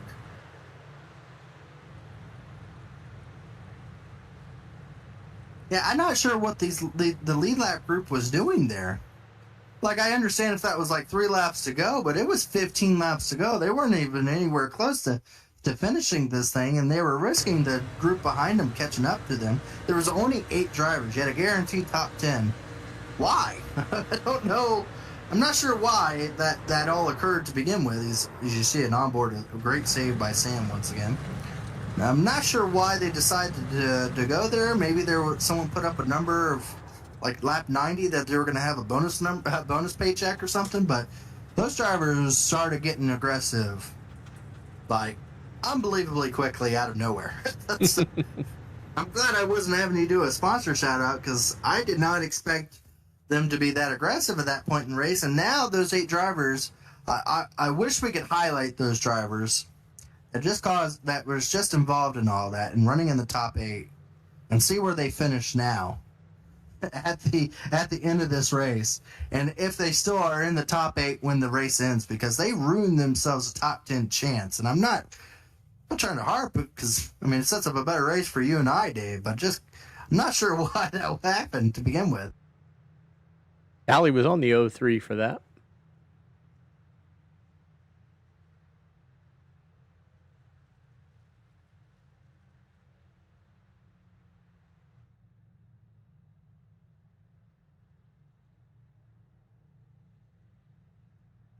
And that puts Fuller still up at the front of this thing.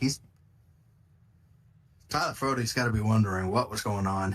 He had this thing made up at the front of the field, and now it's going to set up everything. Sam Batwell still in 4th place. Incredible Got his save. spot back. He still gets his spot in the 4th position. Rightly so. He was still going straight. But Personet's still there. Those top 6 drivers were in the top 8. But Michael Hossack's on back, from 7th position on back, is very thankful for this caution. There's drivers that have been out of the main pack since lap like 30, and they're happy to be finally back at the main pack. Drivers like, I think there was a few of them back there. Cody Harrington was back there. There was a couple of them that was way back there in the field. Joe Francis was one of them. Vincent Isabella was out there waiting for a caution for the longest time. And all those drivers, Justin Wadsworth, all those drivers are going to be very thankful that they got this caution to try to stack this thing up. And I'm sure a couple fans at home, it's time to sit up in your seat. Or if you're in bed, it's time to start pacing, because we are about to get going on a very, very, very intense shootout here for a Daytona Truck Championship here. This is going to be a Daytona Championship. It's not a race win, it's a championship, because it is the most important race win that you can have. We're about to crown a new one here tonight, folks, as we'll be going back green here with 11 laps to go. They are already stacking up there at the field here to get going once again.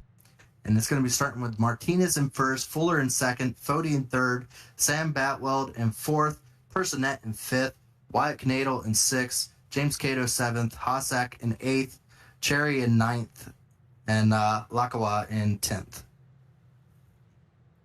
And they're excited to get this thing going here, because a lot of these drivers have been running single file for a while, and now they got to get used to being 3 wide once again very quickly. Or not. Maybe they don't make it to turn 1. Maybe they don't have to get used to anything, but we're about to find out. I'm getting excited, Dave.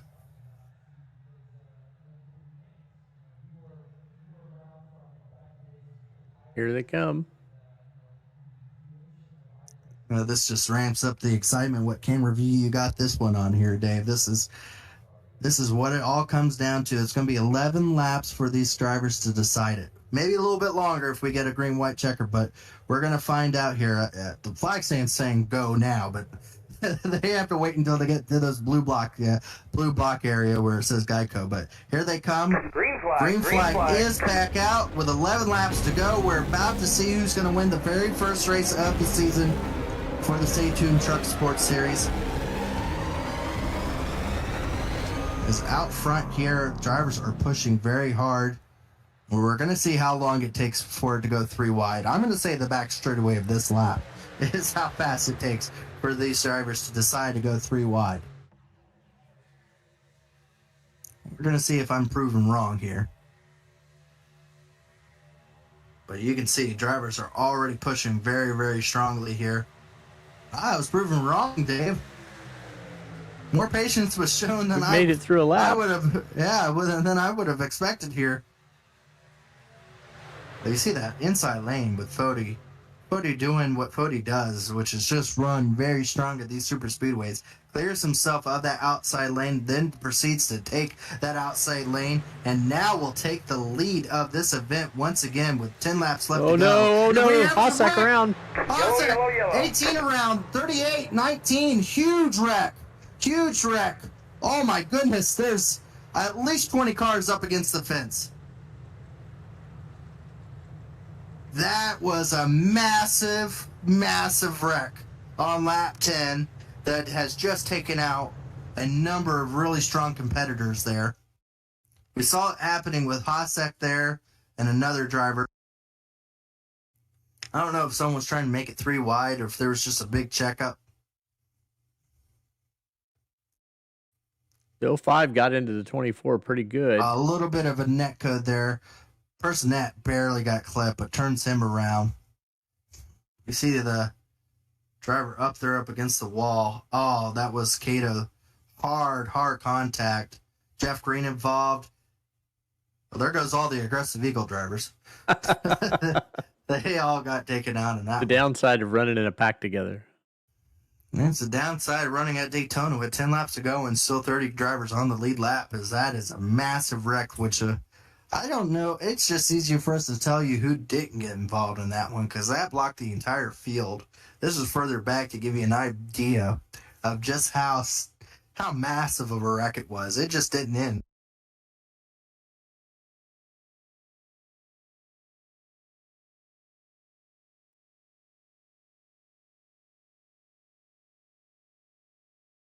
I don't even know what to say. You don't That's a even pretty know good pile. Which one, yeah. We don't even know which one to pick out. You pick. I don't know. You're rooting for someone, they just got involved in a wreck. That's probably the easiest thing to say. Is they just, absolutely nowhere for anybody to go.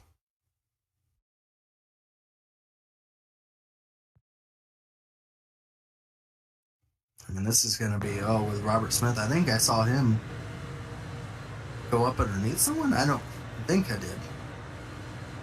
I know someone went up in the air just a little bit.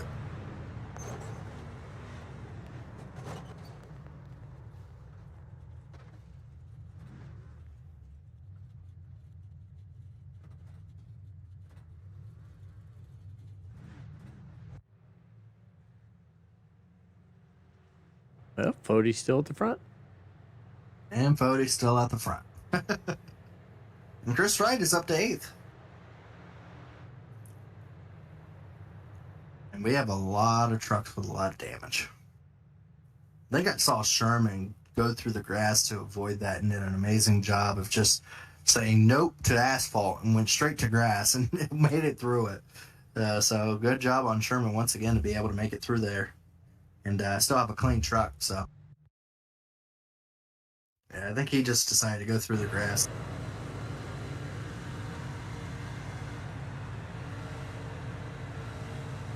As soon as he saw Hossack turn to the left or the right, he jumped out of there. Oh, nice. A rally truck. That went through. Gonna have to replace the shocks after that one.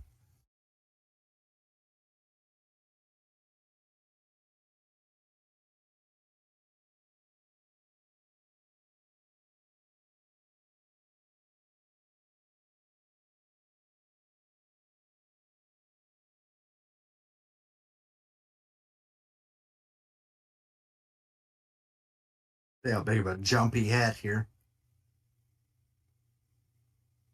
See the 43. Yeah, nice.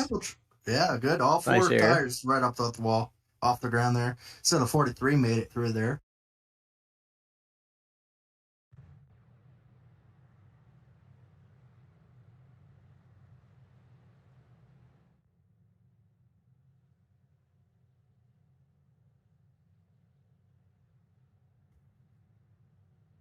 Well, we'll be coming around. I believe the pace lights will be coming off, so we will have about 6 laps once we go green left to go in this event. Tyler Fode still leading it. Fuller onto his outside. Martinez in 3rd. Sam Batwell still having a really good run for himself in 4th. Canado up to 5th.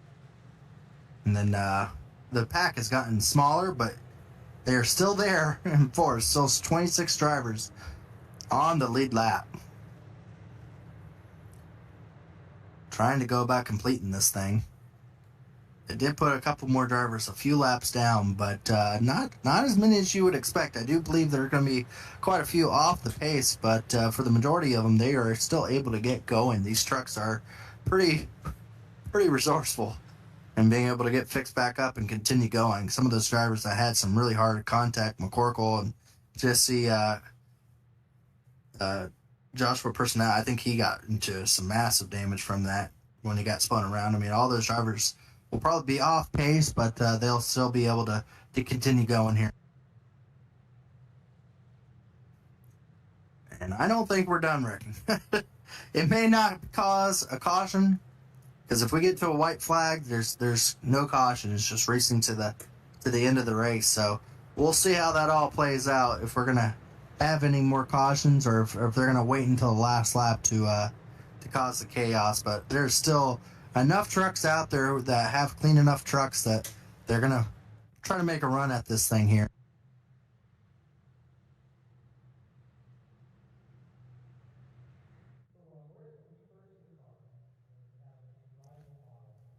Once again, if you're sitting down or if you're in the bed, time to get up, because we have 6 laps left to go in this event, and there is still a lot of drivers and a lot of stories to be played out here. As here we come to 6 laps to go in this event.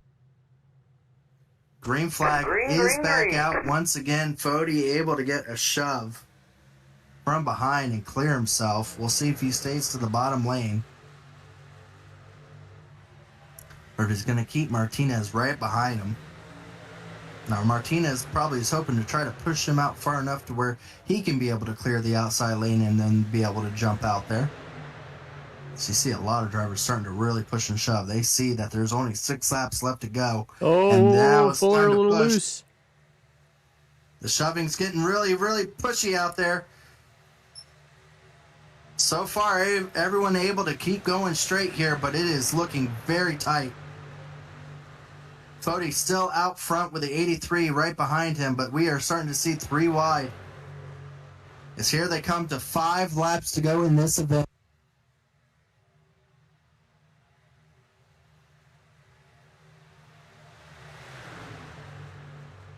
And this is when your breathing does not work.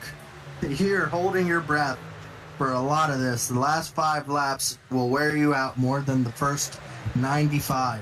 Because right here is when your palms are as sweaty as they get, because you know everyone is not looking to go back.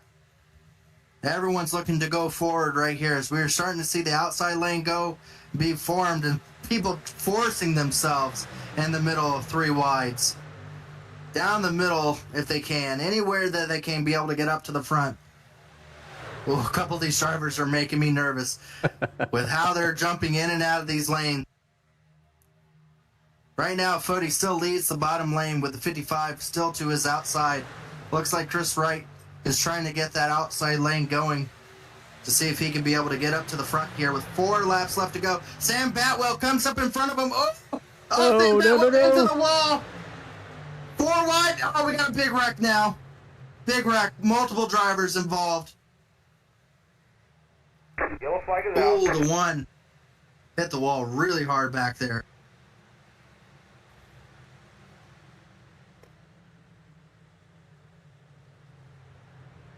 That all started right around the Sam Batwell and Chris Wright there. I think Sam Batwell tried to, it happened a little bit before that point. I think he saw how fast the outside lane was coming, and it was just coming too quickly.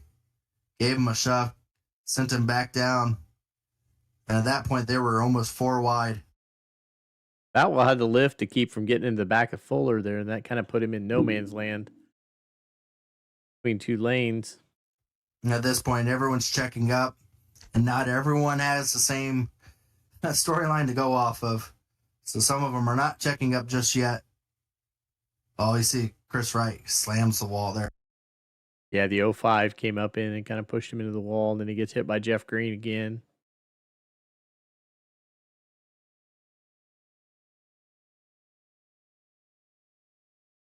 Go back and look at the famous seesaw.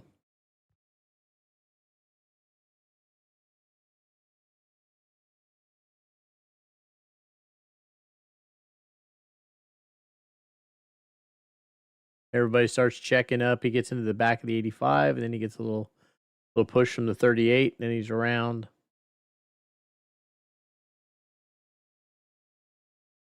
Katie gets into him.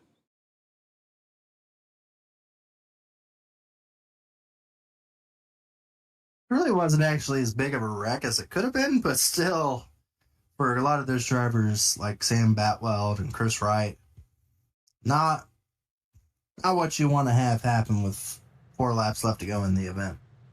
You see a lot of those drivers are forced to come down pit road to try to get some repairs done.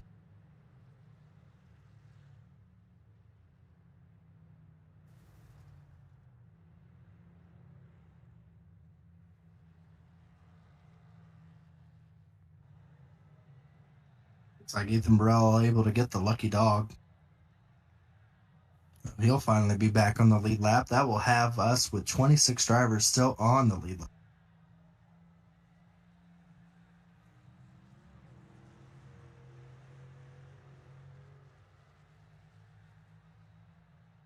Quite a few trucks sitting and getting repaired. Yeah, that's a waiting line there for sure. I mean, that's I'm used to seeing them being in there for a couple seconds and then coming out. That is a lot of trucks trying to get their trucks as taped up as possible for 2 laps. That's all you ask for. Just give me around 2 more laps and make it as quick as possible.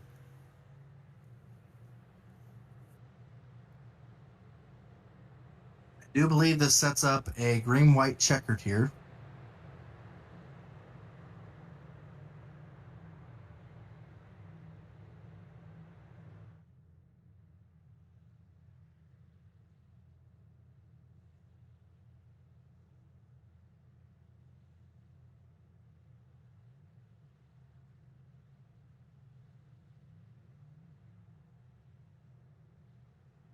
Going through the field of our top 10. Joe Francis finds himself up into 7th after a hectic day up there. Nathaniel Cherry, he's had a crazy day. I think just about everyone at one point in time. The 43, we saw him able to avoid a couple wrecks and gets himself up there. Vincent Isabella, who was lapped down at one point, gets himself back up there. Thomas Sherman, who has been turned every way but backwards up there. Another aggressive vehicle driver there, Richard Lekawa.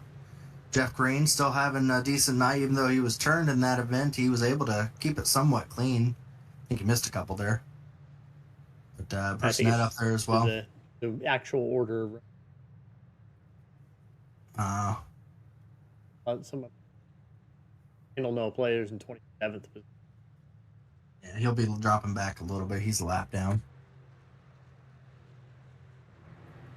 Well, we're about to have a green-white checkered here.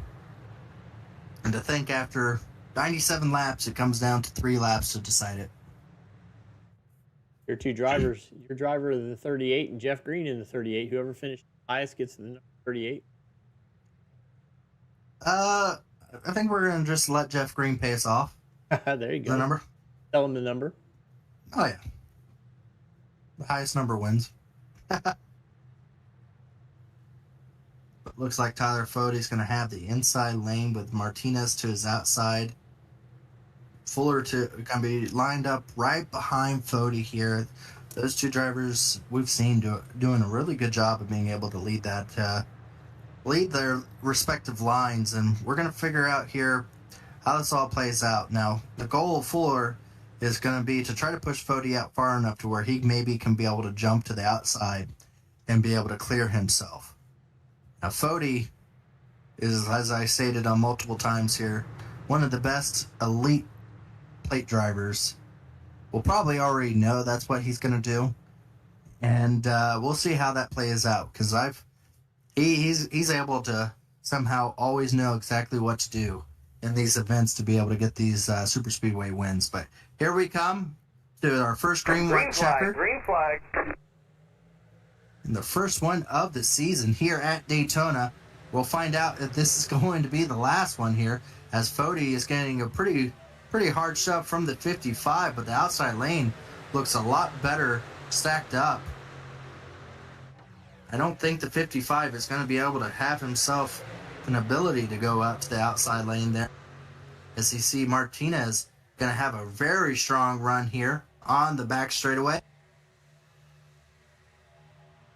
So far, everyone's looking tight, nice and tight out there. It says, as I say that, they're 3 wide down the middle of a few drivers. Now that outside lane's starting to get a little bit more formed up. Bottom lane just not as formed as they could be. As here we come, we will get to the white flag, and they will be back around to finish this. Right now, Foti is trying to get himself up to the side of Martinez. Martinez still running that outside lane. He was clear, but he has decided to stay in that outside. But yeah, Foti getting a really good push from the 55. As here they come down the back straight for the last time.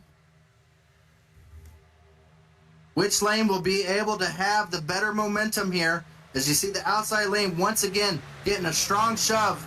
Martinez still running that middle lane. Here comes Foti on the inside. Coming around 3 and 4. Oh, contact being made further. Sideways, the 55. The 68. Goes the rest of the field. Rest of the field coming down the front straightaway. It looks like it will be Martinez. He will win it here at Daytona. In front of Foti, in the front of Cherry. Martinez able to win the race, and there's a massive wreck. A massive wreck at the finish line. As drivers did not slow down coming to the finish line there. And there was just a massive pileup. Looked like a kid just dumped all his toys on the ground, it looked like. But Daniel Martinez for Pro Edge Racing, able to get it done here tonight. Started in 4th, came out the winner. With still a really, really clean-looking race truck. Put it into the record books. The first win of the season will be Martinez for Pro Edge Racing over Foti. Go back there real quickly, Dave, before we continue on. I want to show everyone that massive wreck that we saw. Here we see them go across that finish line there. Well, you see it right here. Martinez getting a really strong run, and then you see the massive checkups and the hitting. And at that point, it looks like the 19 got hooked. Yeah, it did get hooked just a little bit there, and then everyone behind him was wrecking. Here's a little bit further on in the field here, as you see just how big of a wreck this was. See where the 68. Let's go. Yeah, here. Oh, he loses. He ended up finishing.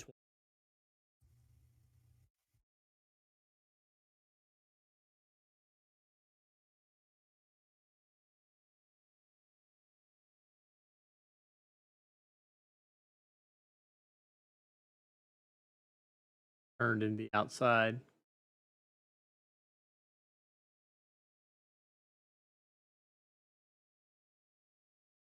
Nobody lifting at this point. No one's lifting at this point. Continue on with a couple cars in front of them. You'll see the big wreck in front. Let's go on board with, well, not on board. Let's, oh yeah, there's.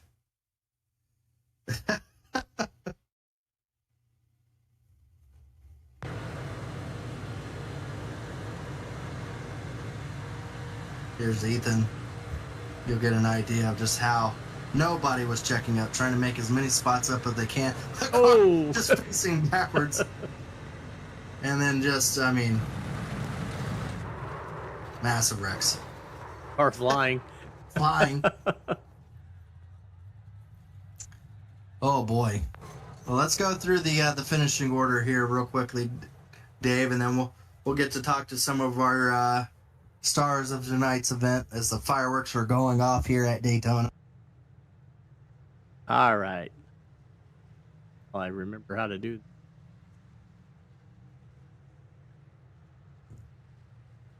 There we go. Finishing first tonight, Daniel Martinez able to get it done over Foti there in second. Nathaniel Cherry, one of our rising stars here, it looks like, in Canada. Yeah, I guess he didn't take that vacation you were talking about, Dave. Finishing third here tonight. Latham Joyner in fourth.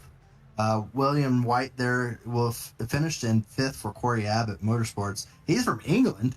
That's our first English driver, I think. Cool. Thomas Sherman for Aggressive Eagle finishes in sixth position. Cody McCorkle seventh. Richard Alekwa for Aggressive Eagle finished there in eighth position. Connor Thompson ninth. Wyatt Canadle in 10th. Vincent Isabella in 11th. Jeff Green 12th. Joshua Personette, 13th. Sam Batweld, 14th. Cody Harrington, 15th. Joe Francis, 16th. Ethan Burrell, 17th. Chris Wright in 18th. You mind taking over, Dave, while I get a little water before I lose my voice here? Sure. Jesse Racimus in 19th. Justin Fuller, 20th. Ian Raleigh, 21st. Michael Hossack, 22nd.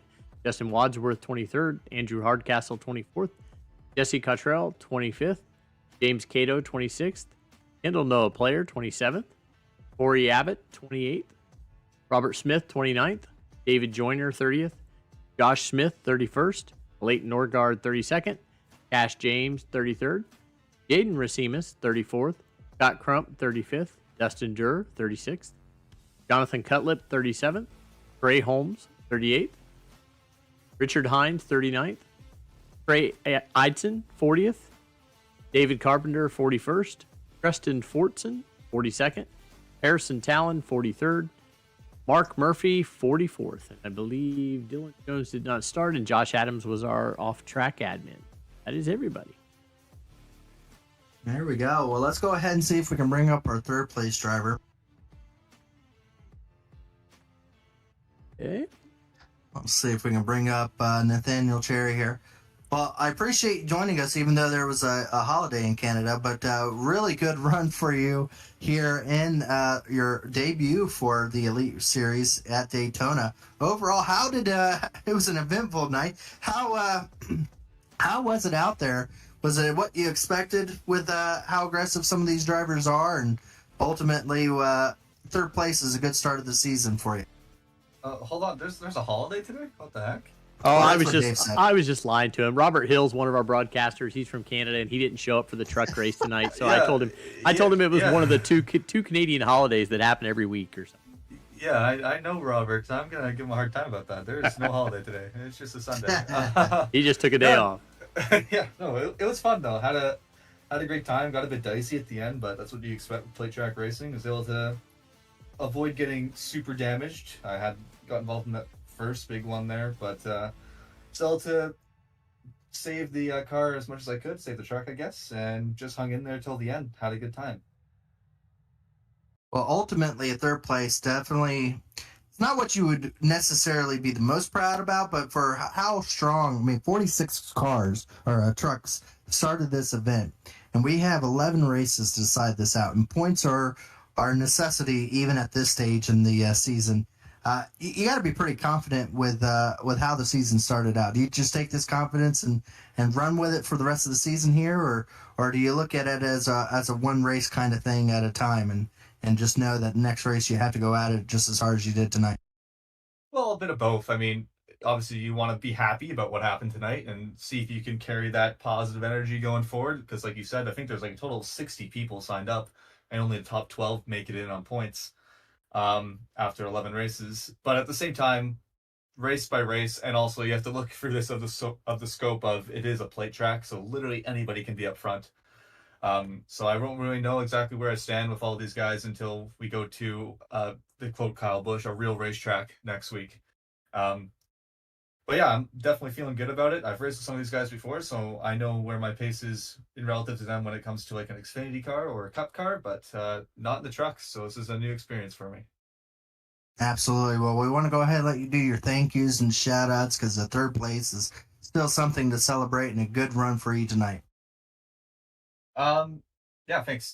Thanks to Shift Esports for having me on for this ride. Thanks SR Design for sponsoring me in other leagues and also being an affiliate on this car. And thanks to 3 Wide TV, the main title sponsor for the entire season here. Really happy to have them on board and looking forward to seeing what we can do with them throughout the season.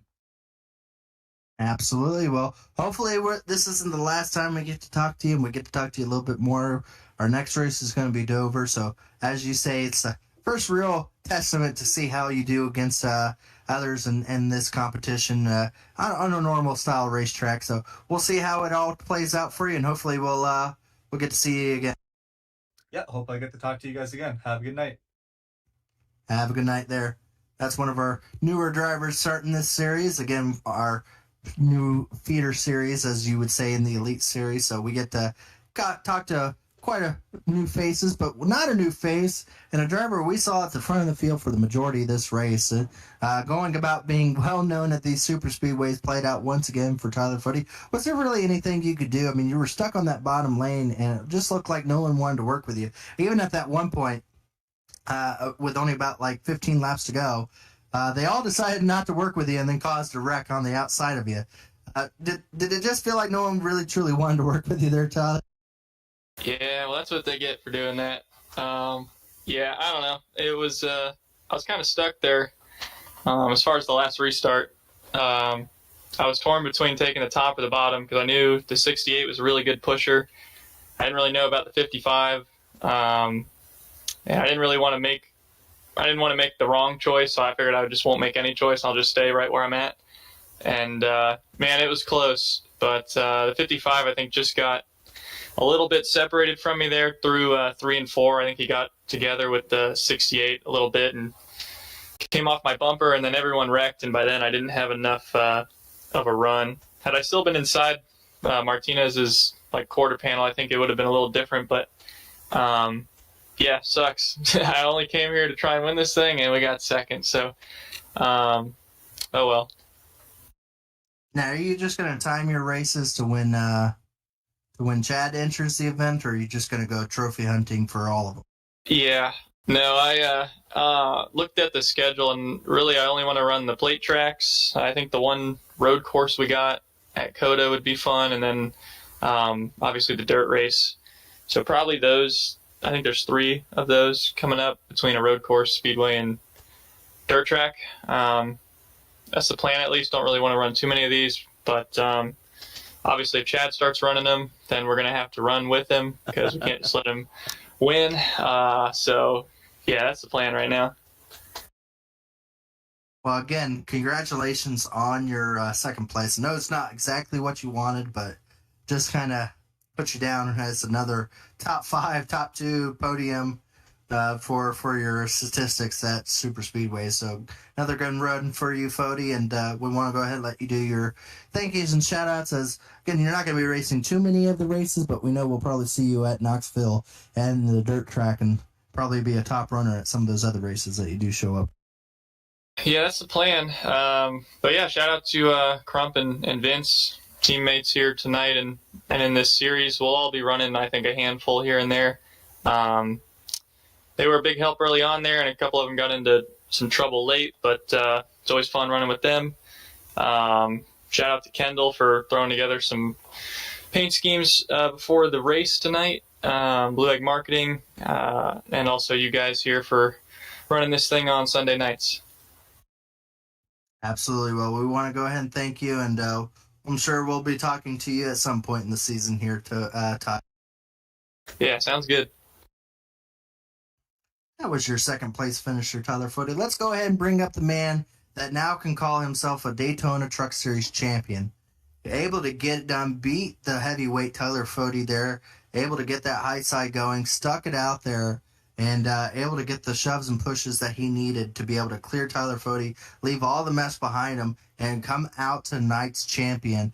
Daniel Martinez, awesome run for you. You were able to get it done. Clean truck, stayed up front for the majority of this race, was able to not only do a good job with being able to do green flag pit stops, able to avoid all the wrecks, start up front, stay up front. I mean, just about exactly as you would hoped it would as far as a run at Daytona, wouldn't you say? Yeah, pretty much. You know, everything just happened to go my way tonight, it seemed. Well, again, you're able to come home with tonight's victory. You had some teammates, but there at the end, there was not really a lot of teammates behind you, and a lot of drivers that maybe you didn't know too much. Did that play a factor into how you kind of approached the final restart, and how you knew how you would have to interact with some of these drivers, knowing that a lot of them you may not know too well? Yeah, definitely for sure. Because obviously, I was looking to work with my teammates, Ethan Burrell, Trey Holmes, Jonathan Cutlip, but they all got taken out, pretty early, and so I was kind of learning on the fly what all the guys around me were doing, and I knew the 68 was one of the best pushers all night, so on the last restart, I knew I was in pretty good shape as far as a pusher went. I just didn't know how it would play out with runs coming from behind him or if he would take it 3. But luckily for me, he stayed pretty committed. So I have to thank him for that. Absolutely. Well, again, you go down in the books. If Chad does anything, he makes sure he puts importance at Daytona, and not only the Cup, but the Xfinity and trucks here at Daytona. And so to go down as a champion is something that gets brought up every year when we go back to Daytona. So that's prestigious for you to always have now from here on out in the Elite Series. You're a Daytona Truck Series champion. So good on you for being able to get it done here. Are you going for the full season now, or were you just doing a couple races? It was funny. I wasn't planning on running any races in the Truck Series until Ethan Burrell came up to me like a few weeks ago and talked me into running the full season. So I gotta give him big thanks for convincing me to do this. It's starting out with a bang. Well, bang it is. A good start for you. You're going to get a lot of points here tonight. It's not a lock-in necessarily, but definitely helps with a win to be able to get into the playoffs here and get you some points once the playoff starts going. So good run for you. Dover's the next race. How are you looking for the rest of the season? You and Pro Edge are going to be putting in some laps to make sure that you are staying at the top of the board here. Yeah, for sure. As far as the season goes, most of the schedule are tracks that I personally enjoy. So I have high hopes for the rest of the schedule, and we'll just have to try to minimize the tracks that, I might struggle more at. But for sure, Pro Edge is, as always, is coming in with high hopes for the season. Again, awesome run, but we want to go ahead and let you do your thank yous and shout outs before you call it a night, and then we'll let you go back to celebrating with your team. Yeah, thanks. First off, again, thanks to Ethan for bringing me back in the Pro Edge family for trucks, letting me have some fun. My teammates for the help they give me, not just tonight, but in general throughout the weeks, practices, and everything. My mom and grandfather who always watch, and thank you guys and Elite for giving them ability to watch. It's a lot of fun to do this, and to be able to do it in front of them is a lot of fun. Absolutely. We'll see you again next week, and hopefully we'll get to talk to you again. Yeah. Thanks, guys. That is your Daytona champion here for the Daytona 250. I got to say, Dave, it was a lot of fun. It was a long race, but also it went by pretty quickly through those green flag runs, and then it got messy real quick there at the end. But overall, the same guys we saw running up the front of the field ended up finishing up the front of the field, and a lot of that came down to experience and through Tyler Fode and Daniel Martinez being in the field here, multiple races, and it paid off. Yeah, I'm excited to see a lot of new names out there too. It's going to be an exciting season, getting to learn these guys, getting to learn the stories, and we're off to a great start. Yeah, learning their names. Yeah. Yeah, learning their names. That's gonna. I'll work on that for sure. Absolutely. But we appreciate everyone tuning in tonight. Do join us for Dover, as a lot of those drivers have said. That's when the season really starts to begin in their minds. Even though tonight was good points night for a lot of them, and bad points night for others. But Dover is when we actually get to see who's going to be the factor players in this series and who's going to be running for these. Running for a hope at a championship and running for a playoff berth. So it's good to see some new drivers out there. Hopefully we'll get to get the numbers out there for Dover like we did here, and we'll see some really good racing. That'd be 100 laps at Dover next Sunday starting at 9 p.m. So do tune in to us.